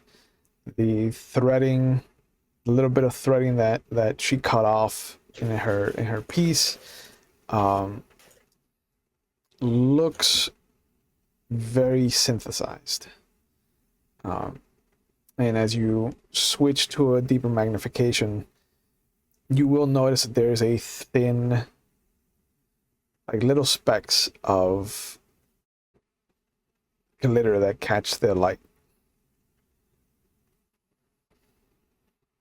Fascinating. So is this good or bad? You click into the third and most magnifying setting, and you will notice that it could be your eyes, but it looks like the glitter shifts. Like it's alive? Not alive because it's not moving, but it just kind of looks like if it catches the light in one direction, if you blink, you'll notice that it catches it from a different direction. Oh. This is quite interesting. So if it's alive, it's stationary. It's not moving. Like the glitter isn't leaving trails, or it isn't like in a different spot. It's just in the same spot but catching light from a different direction. Every time I blink, you say? Yep. Oh. It Can does Carrie seem do to a roll have... too on this? Go on. Oh, it does seem to have a certain... I'm blanking out on the name of the cat. Schrodinger's. Cheshire? Yes, a certain Schrödinger-like quality where the material appears to change every time that it is observed. Yeah, Carrie wants to take a look. Can I roll for that? Because that looks weird, but cool, but weird. No, yeah, there's no roll involved. If you're looking down the magnifying glass, it's it's exactly as he says. Like if you start at the base level and then you magnify in, you will see that there is it's kind of like Okay, here, almost like a rash of glitter. hear me out. Mhm. They put those people through that thing. They got coated with that shit. They're not missing. They're coated and you can't find them because they're reflecting the light, so therefore they are invisible. That is certainly a theory. Because he was coated with that shit all over his suit. Right, but why does it make a difference what they're wearing? Because with the hazmat suit, it's not on his skin. He's not coated with it. I bet you any money they thought that they were being arrogant as fuck and made those people walk right through. That's as why if I asked nothing. that question. No. Also- It was valid question though. So If you would recall, when the ball was pierced with the scalpel, it released a gas of some sort. I would imagine that such a process would wreak havoc with anything biological. so you touched the ball when you picked it Oh, up. I did not touch the ball. Okay. She then turns around and says, I used a baggie. I'm not stupid. When you were before we knew any of this, like at the beginning, when you stole Oh, it. I stole it by using the baggie to grab it. Okay. I did not touch it. If you pull the baggie out, it is inflated to the max, Ooh. and there's just this glitter mist inside of it. That's Not good. not good. Now can you? No offense, kids. We have to puncture your ma if we can find her. I would prefer my mother not to be punctured. Thank you very much. Oh, I'm just like a little prick to release the thing. Actually, I think she's coated with all this glitter shit that it's reflected the light, making her invisible. At least that's my theory. Well, actually, hypothesis. But I mean, if you think about it, this is natural threads besides the leather. That's all biologically organic. I struggle to say so, but Okay. I am of the opinion that if my mother was in any way involved with these experiments in an unshielded fashion, she may very well no longer be with us. Yeah, I think she's more invisible than not here. Or at least Okay. I'm trying to give it a little bit of hope, my guy. Does anybody have like a piece of fruit from left over from lunch? Apple, orange. Yeah, I got some saltines. I have carrots and celery. Carrots. All right. I hate that Can we shit. open the bag on the like facing the carrot and see what happens? Ac- Because it's organic. Actually, Carrie will get into a lab thing. Put the you remember those trays with the whole bunch of wax and you had to stick shit down Mhm. to do autopsies and whatnot? Mhm. She'll turn around and take the carrot, pin it down, and thank God she put gloves on and a face shield. And she'll just kind of she'll slowly open the bag over the carrot. Oh, the moment that you have like the milliliter, the milligram, Just a little. just the little hole is just this geyser of the particles. And And she's aimed it right at the carrot. yeah, like you wash the carrot in it, but between the moment you open it, wash the carrot, and then close it, the room itself now has almost like double the glitter that exploded the first time you cut into it. Oh, Do we need to not be in here? Yeah, we want to. First, I want to see what happens to the carrot. Does anything happen to the carrot? It looks like it took a full shotgun load of this In the glitter face. to its side. Banana on its tail. Like if the carrot had a hole, I would not recommend you sticking your finger in it. All right. Yeah. Nope. yeah. Yeah. Disco. Yeah. Yeah, nah. But you'll see that the epicenter of this glitter geyser,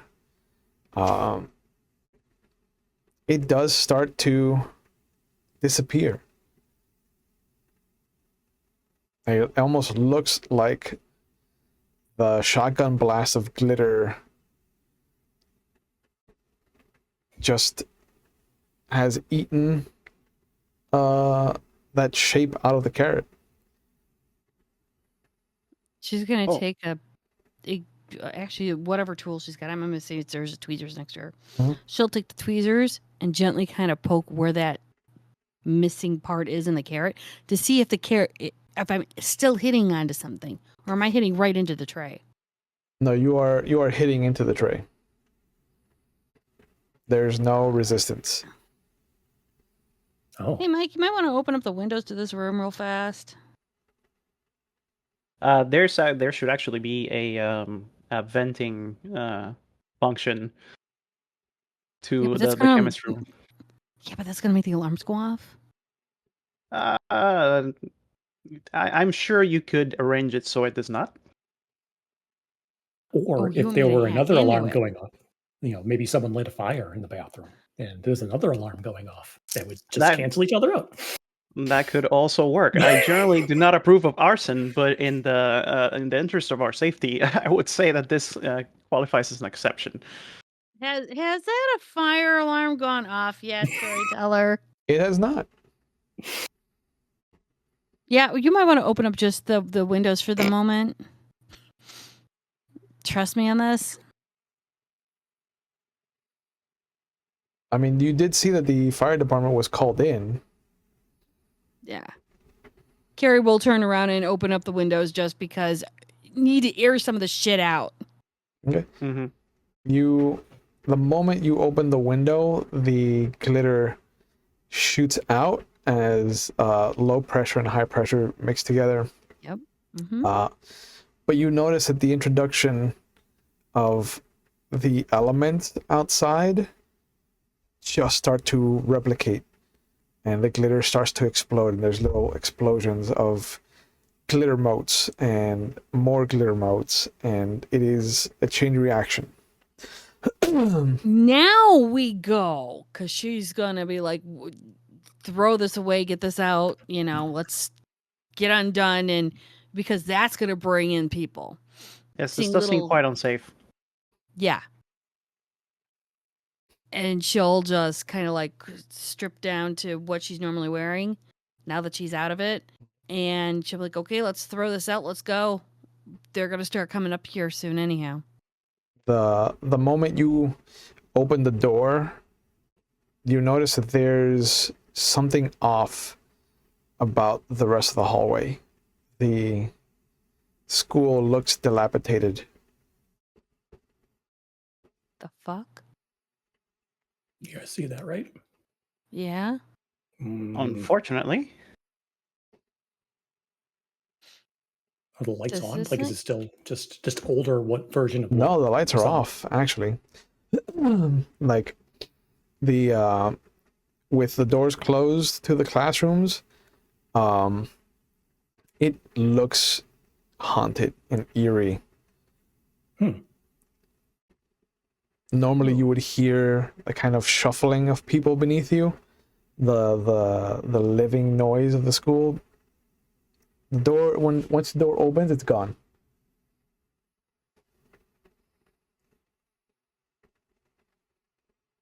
She's going to run down the stairs to see if there's anything on the second floor or the ground floor. You go down, Oh. you go to the doors to the stairways, and it's rusted. It takes a bit of force to get you to open the doors. And there's this screeching noise the moment that you push it off of the cradle. And it'll reverberate all the way back to the room. Like, the room looks how it looked like when you came in.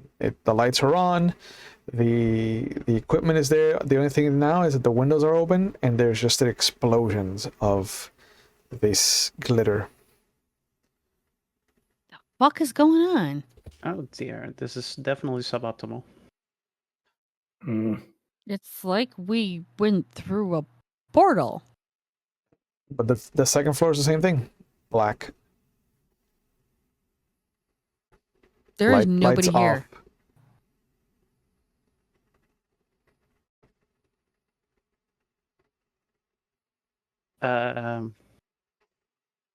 So if we did, there's going to be an exit somewhere.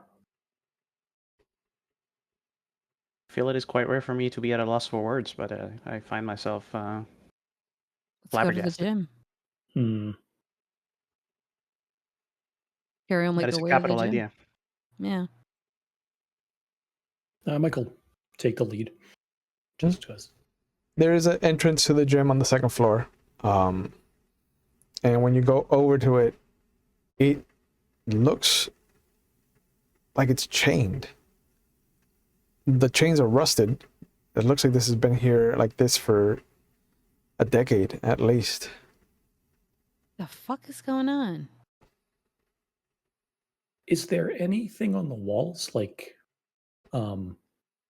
schools have posters and stuff? Like, is there anything like that? It looks like there's spaces where the posters would have been. There's a discoloration of years of like the fluorescent lighting hitting one part of the wall and then being blocked by whatever was like advertising anything. Yeah. But no, like if you turn your lights on towards the walls, there's graffiti. There's a bunch of different names in different styles, and there's one that just says Blake is a dick and the L is a scrotum, like just a dick with the balls to make the L. Yeah, Nice. He gives the Leonardo DiCaprio clapping me. Good. The artistic talent is certainly in evidence. I also would pose the Leonardo DiCaprio when he's whistling, like, and he just like points. Is there like for the windows to the gym? Are there like slits of windows that we can look through to look into the Gym? They're boarded up from the inside. There's got to be another way into this gym. There's To the locker rooms. there's different. There's 4 main entrances. I say main entrances, but they're secondary entrances on the second floor, and there's the 8 on the primary floor. Mm-hmm. The 2 main double doors on the north and south side, and then there's 6 doors, 3 and 3 on either west and east wall. Yeah, it might be easier to get into the locker rooms. Yeah, let's go. She'll go with him to the locker rooms to go try and get into the museum. You go down towards the locker rooms, and there's a moment where you will again push against this rusted door, and the moment that you hear that screeching noise to open it, there's going to be a rush of water, and there is this smell of swampland. The fuck is going on? These are new boots. Fuck. So look beyond it. Is it? I think back to the whole, piece of a carrot missing after it got hit with the thing. Mhm. I believe that there is a possibility that when we were exposed to the substance that emanated from the baseball, we might have been transported to whatever intermediate reality the gates use as a mode of transportation, as you were previously tunnel. theorizing, Carrie. Yes, indeed, Yeah. the tunnel. Well, think Carrie's got, high boots. She'll just say, all right, she'll kind of be careful and try to, she wants to avoid as much water as she can without treading water.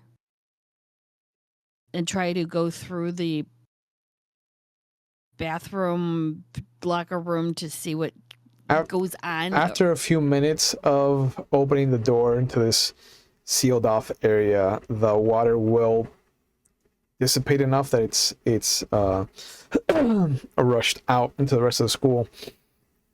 And so it's just like splashing, like a little splotching every so often. Like you just hear that kind of splat, splat, splat.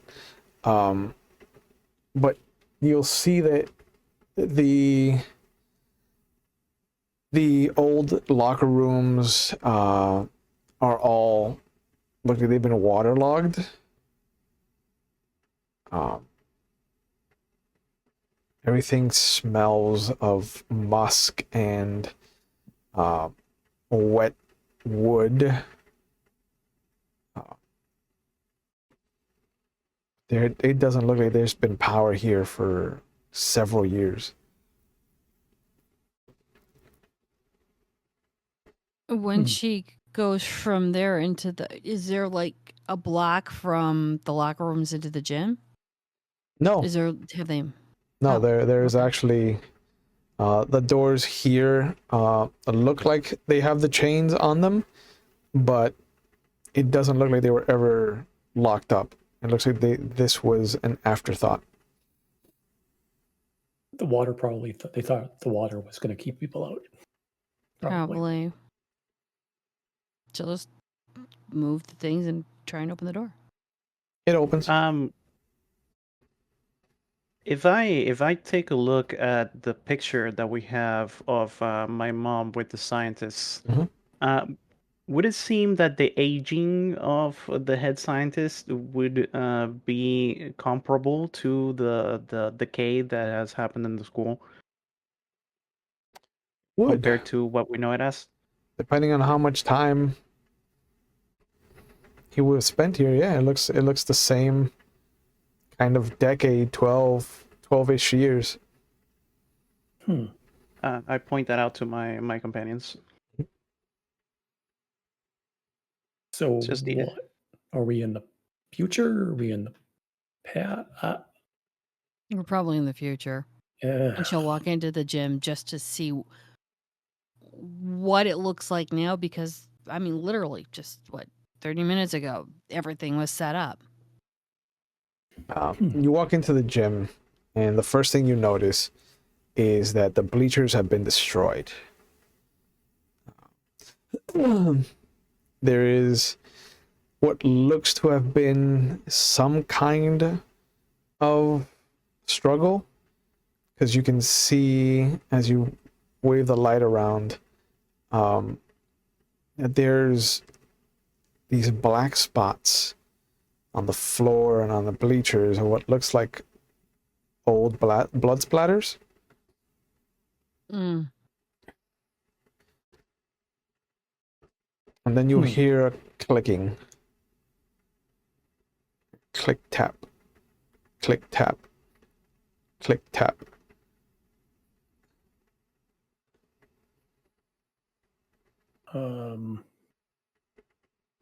I'm no coward, but we need to get out of here and figure this out. Indeed. Caution is the better part of valor. And then you'll hear the click tap in a very moist, very wet fashion, like a click splot, click splot, click splot. Does it sound like somebody walking with a prosthetic, kind of like a peg leg, more of like now a metal leg, and a foot walking through water? It sounds more like if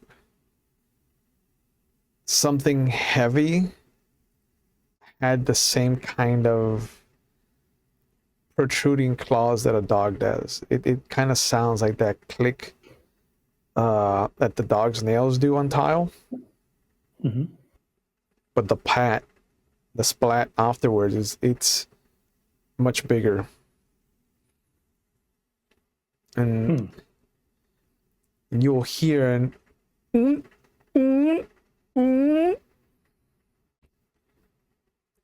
then just a low. Yeah, no, we're gonna let's back out of here. Yeah. Click tap, clip tap, clip tap, clip tap, and you just hear something coming your direction. Book it. Yeah, no. Keep going. Carrie's while we're booking it, Carrie pulls out a lighter and her Aquanet. Yeah. There's a heavy thunk against where you left the door open, and there is this screech that bellows down the hallway into the locker room and past you into the rest of the school, and there is something scraping, pushing the door, and you'll hear that sound of it creeping against the tile. It is trying to get out of the gymnasium. It won't be for us. So Yeah, let's get out and let's see if we can get the chain wrapped up a little better than it was before. Yeah, done. I'll definitely help if needed. Right. I got force 5. I could do it. Yeah. So everybody, let's have everybody make a move roll. Okay. So it's gonna be move and body to try and outrun whatever's chasing you. it's gonna be 2 dice. Wish me luck. Ooh, I'm right there with you, my guy. nice.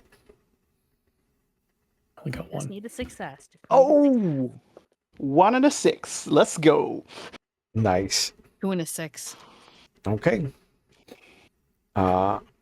Everybody rushes out of the locker room back into the main hallway of the school, right as there's this one final thump against the door to the gymnasium. The chain rattles, and just kind of bringing your lighter and your Aquanet back towards the darkness of the locker room. You'll see what looks to be a velociraptor. And then What the fuck? The door closes, and you put the chain on it, and you feel that hit I'll hold the door No. with forces while someone else chains it. Yeah. No. And you hear the scratching and the screeching. Yeah, that was so a dinosaurs. velociraptor. Yeah. Yeah.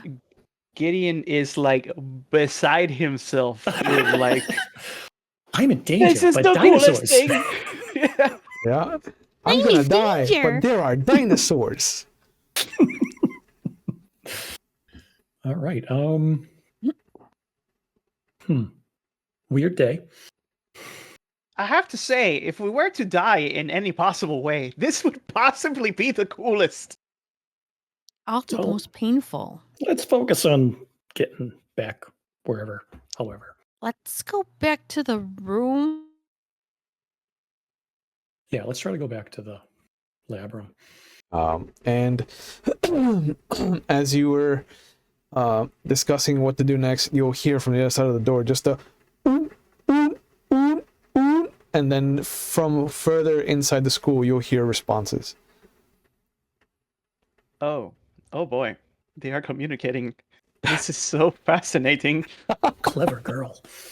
Clever girl. Yep. Okay, how about we go back to the room and I don't know, maybe we flush it. See if that changes something. Or we try and get outside because maybe they were just trying to keep the whole school on lockdown. Dude, that was a velociraptor. Mm-hmm. If a velociraptor's in the gym, Mm-hmm. anything could be outside. I Yeah, don't but know. we're assuming bad.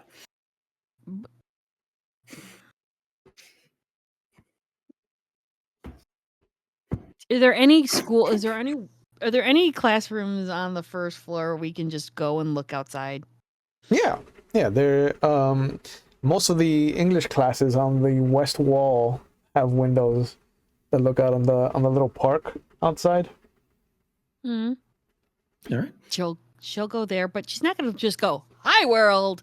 It's more of like, Yeah. let's see.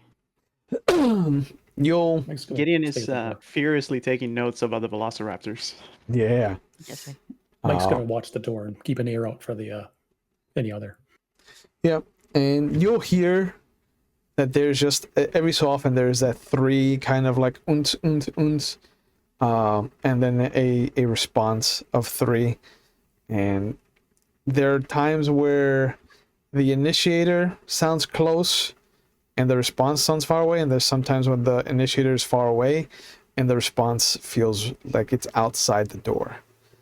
But as Carrie kind of moves the curtain aside, which is just dilapidated, and you can see that there's it's been taped to the three kind of sides, so there is the removal of the tape to kind of peer out into the world.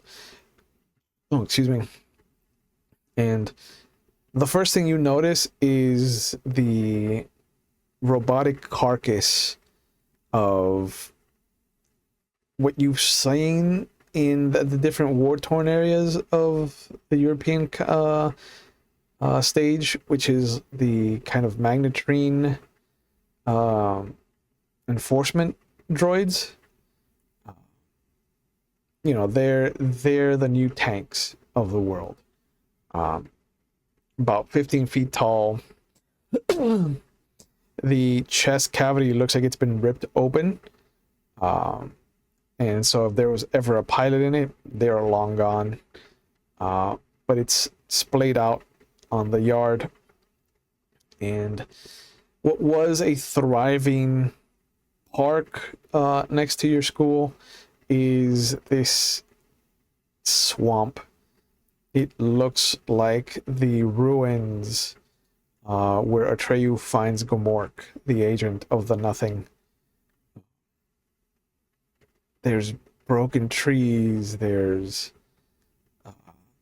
cars that have been flipped over, and you hear this thump, and something shakes in the distance, and as you kind of tilt your head around to see it, there is this Tyrannosaurus just looking, and you'll hear the 3 calls, and it'll turn sharply towards it, and you see it start to come towards the school.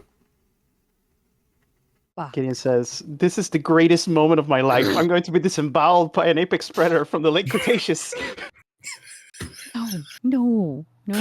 She'll kind of slowly like put it back and be like, "We need to go up back to the room we were just in on the 3rd floor. I think that's the best place we need to be right now. This isn't good." Mike, the You don't say. little sliver of glass between the classroom and the hallway outside suddenly gets fogged up. Oh, fuck. That's not good. And you'll feel something scratch on the door outside. They're flanking us. They're actually flanking. They're exhibiting pack tactics and higher level intelligence. Do you still have the baggie with the ball? Yeah. It's Open my it up. backpack. Now? Maybe it'll reverse the effect. I don't know. We can't fight dinosaurs. As your voice gets loud with that exclamation, the window to the class next to you just crashes, and you hear that heavy sniff. She'll actually open it towards the heavy sniff. So it gets the nose gets right blasted with whatever. No more Blachiosaurus. glitter. What? Damn it. Did you use all the glitter? No more glitter in the bag. Well, I mean, okay. Is there anything else in the bag? Because it was still The cut up baseball. Oh, fuck. Well, maybe we just be quiet and hope they wander off. Lighter Aquanet. Takes the bicycle See, chain from around his that neck. would be an interesting hypothesis if their vision was based on movement. However, they are rather good at all the other senses. The glass gets fogged up again, Shut up and talk and quiet. there's this sandpaper of a tongue that scrapes across it, and then you'll see that kind of front paw, the kind of claw, and it starts to scratch. And the glass will start to kind of buckle under the pressure, and then you'll see the wood as well kind of pressuring. And then it'll How call far out are we? 3 times. How far are we from the mech?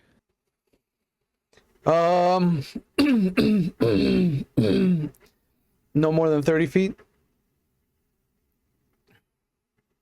Carrie, you are very good with electronics. Would you like to give this a crack? Perhaps giving us a fighting chance?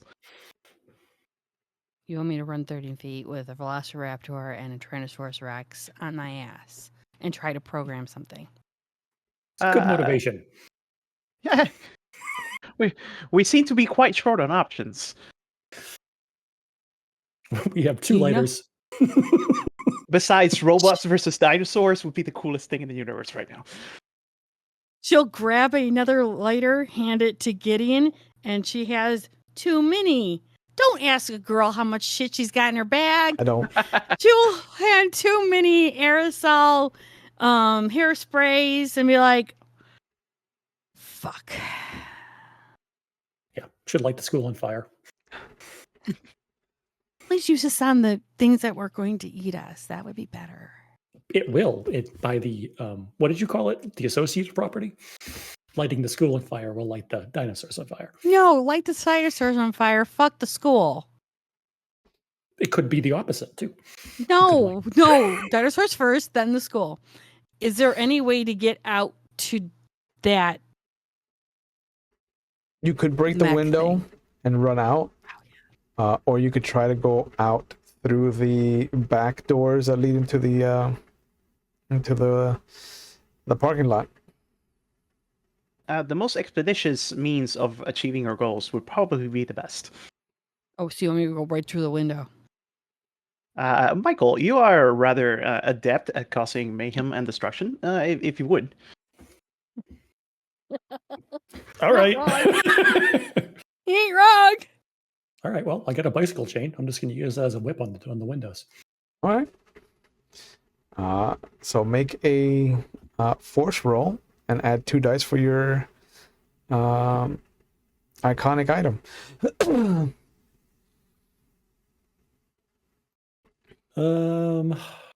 One success. Okay. You will see. I assume that you're gonna remove the curtain, and you see that the Tyrannosaurus that's outside, is already kind of looking for the next, and it kind of has this heavy triple call. That just sounds so deep that it almost feels like it gives you that chill down your spine. And it sounds like the raptor that was outside has gone down the hall from its response. And slowly the T-Rex starts to kind of turn, and you smash the window enough that Gary could squeeze out. Is Carrie gonna try to make a run for the mech? How far? If the dinosaur does not notice, she's going to run, but she's not going to be like breakneck speed. Oh no, the But moment if the window that- crashed, it turned in that direction. Oh, I'm going to wait for a minute. Actually, Oh, I'm we- going to move to his side, and I'm going to start, using the lighter and a little bit of the spray, and doing the Jurassic Park distract the T-Rex thing. All right. Say, this is the greatest moment of my life. It immediately turns its attention towards Gideon. And you'll Once hear it this does that- bellow, I don't know. and some of the other windows shatter. Oh, that's great. Yeah. Yeah, The sooner she's we have gonna that run. robot working. She's going to run. Okay. Mhm. Uh, Yeah, and then she'll go ahead. Make a move roll. Say, Mike's going to keep an eye on the T-Rex. If it starts moving, he's going to think of a distraction if that starts happening. So two dice. Got it. Yeah. I got 1 6. I got a 3 and a 6. Okay. With all the flame spurting that Gideon has been doing, the T-Rex decides to take an interest and starts lumbering towards where Gideon is currently attracting its attention.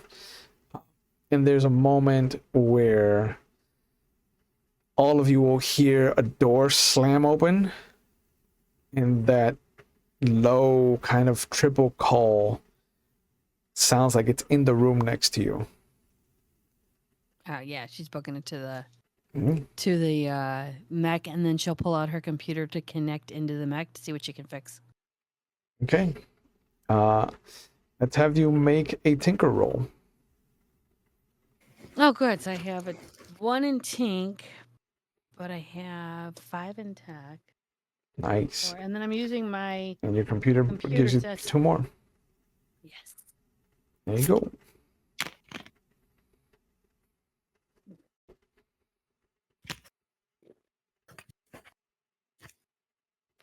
That's 2. Nice. It's strange. This mech looks futuristic even for your original world. But the interface is old. Primitive, like first or second beta. Mm. And it's easier for you to maneuver since it is so old. It's one of the first programming languages that you learned. And in a couple of minutes, it boots up. It's got no power available for any of the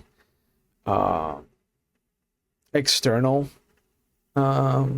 limbs, so it can't move its legs or its arms. But you do have access to its weaponry. It still has half a magazine in its right arm cannon, and it does have a sheathed left blade sword. Yeah, I'm gonna take that sword. Oh, it's not something it's that you can. possible. It's not something that you can take. It telescopes out. It's kind of like the sword Oh. from Pacific Rim. Well, okay, that's fair. And Hell being yeah. that, is there a way to disassemble the gun or the sword so that we can actually utilize them? Just Like, fire it actually, from the like- neck. Well, no, if I could take off the arm. I think I it's mean, big. Yeah, the arm. The I don't arm know. is easily it's a huge. ton. Okay. Yeah. So we could actually use this as kind of like a shelter for a moment. Fight the dinosaur. Yeah, I mean, you could shoot Yeah. it at the T-Rex. The arm can't move, but it is pointed in such a way that it should have a shot at the T-Rex center of mass. Sure, we'll do it. Well, let's shoot the dinosaur. Nice. I never thought I'd say this in a game. There you go. Here we are. Look at us, how far we've come. Like Icarus. That sun is getting too close. You're looking at all the options you have and trying to figure out what is the most viable, and you see that Gideon's little Aquanet is kind of spurting less and less, and the dinosaur starts to kind of look to what you're doing, and you will hear that whir as the 3 barrels of the minigun start to spin, and you unleash the last of its clip.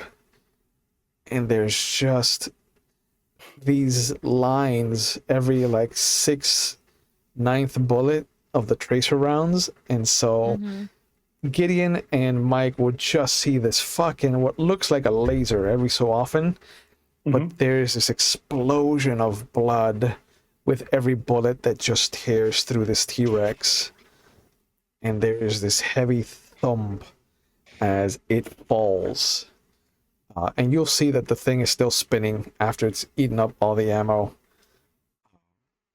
until you hear that clack, clack, clack, clack, clack, clack, clack, clack, clack. And it comes, and you've used up all of the energy left in the droid, Yeah. but the T-Rex is fallen. Outside, you Great, will nice. see the Velociraptor just kind of shoot out and start to just eat the T-Rex. I was going to ask if you could eat Case? the T-Rex. No, we're gonna run back into the thing. See if we can close all the doors, locking them out. I mean, the window's smashed open.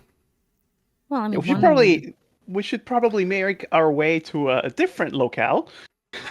Yep. With them distracted, let's head upstairs. that she's trying to get you guys back to that science room they were all in. Well, now Actually, I would say that I would propose that we start making our way towards the science center, as if there is anywhere where we can find more information about the current goings on, it is most likely there. How far is the science center from the school? The Grand High is on the north end of town, so it's maybe an hour or two walking. Yeah, you want to walk an hour or two with this shit going on?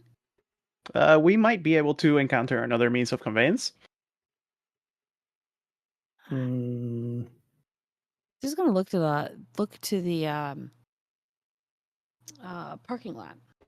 What's there? Is there anything there? There's a few cars. All of them are magnetrine, but they're all on the floor, not floating. and they're all like either on their side or upside down or crushed. Are there any bikes? I mean, there's bicycles, but not motorcycles. Yes. No, are there any bicycles? There are that we a few can bicycles. Utilize. There's a full 2 racks of bicycles. Some of them look like they're in disrepair, so I might need to Frankenstein pieces from one bike to fix another bike. But it looks like you have all the things necessary to get the 3 of yourselves mobile. Good idea. Yeah, she'll just start going for the bikes and try to quickly piecemeal shit together. I will So they assist in can- any manner I am able. Michael, keep a watch.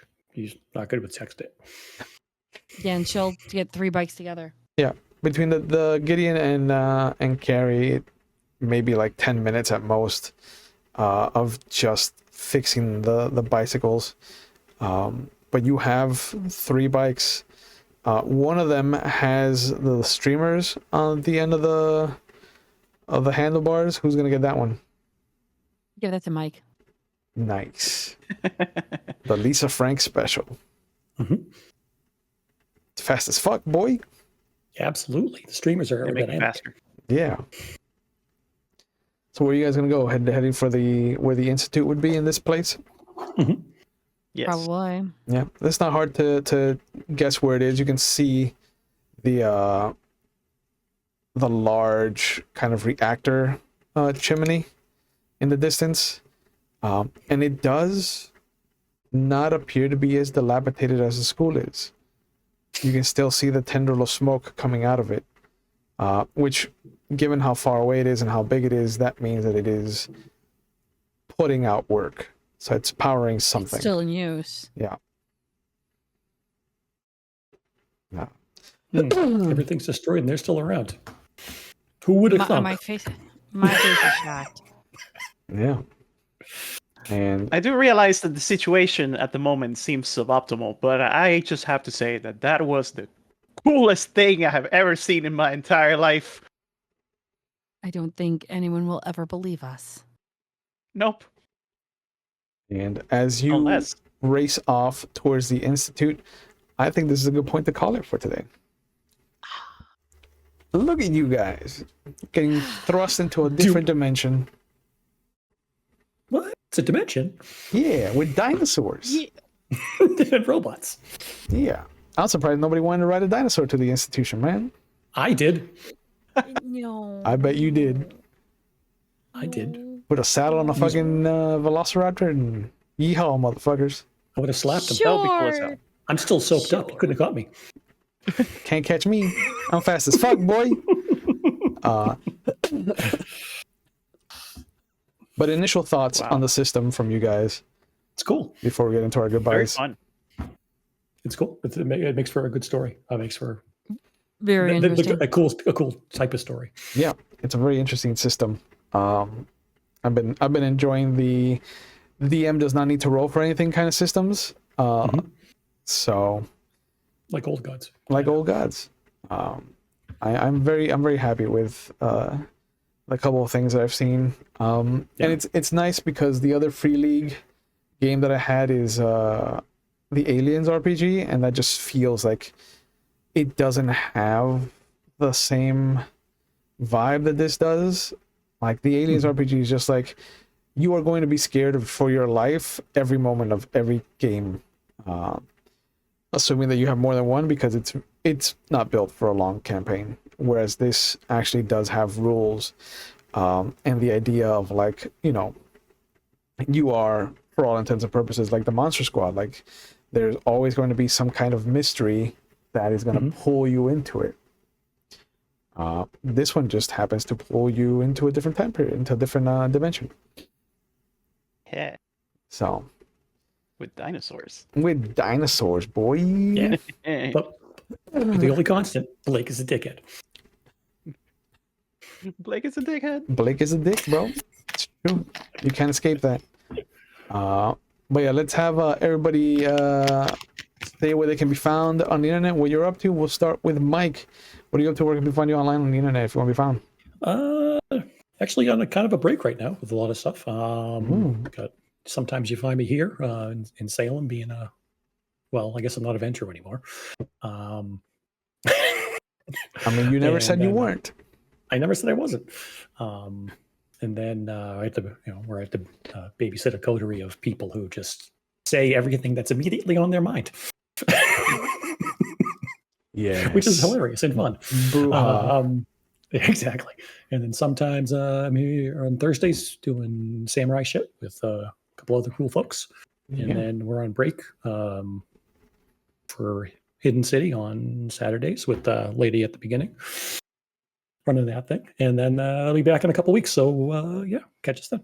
Yeah. Gideon, what are you up to? Where can we find you online if you want to be found?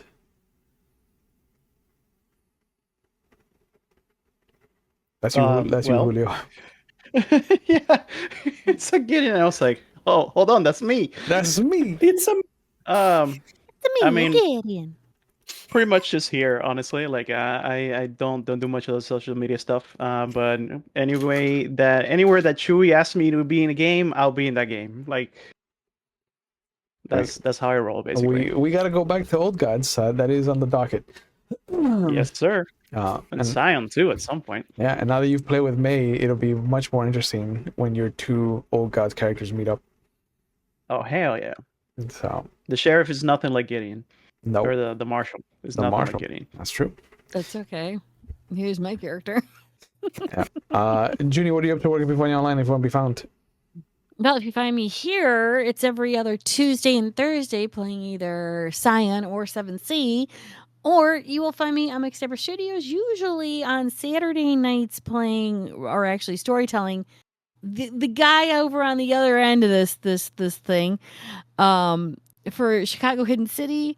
Or you will see me actually on my own channel where I turn around and choke yarn to make cool and awesome things, and at the same time doing right now our thing for St. Jude. So yeah, that's where you'll find me. Nice. And as always, I want to thank you guys for taking a chance on the system and the story. I'm hoping that you had a good time.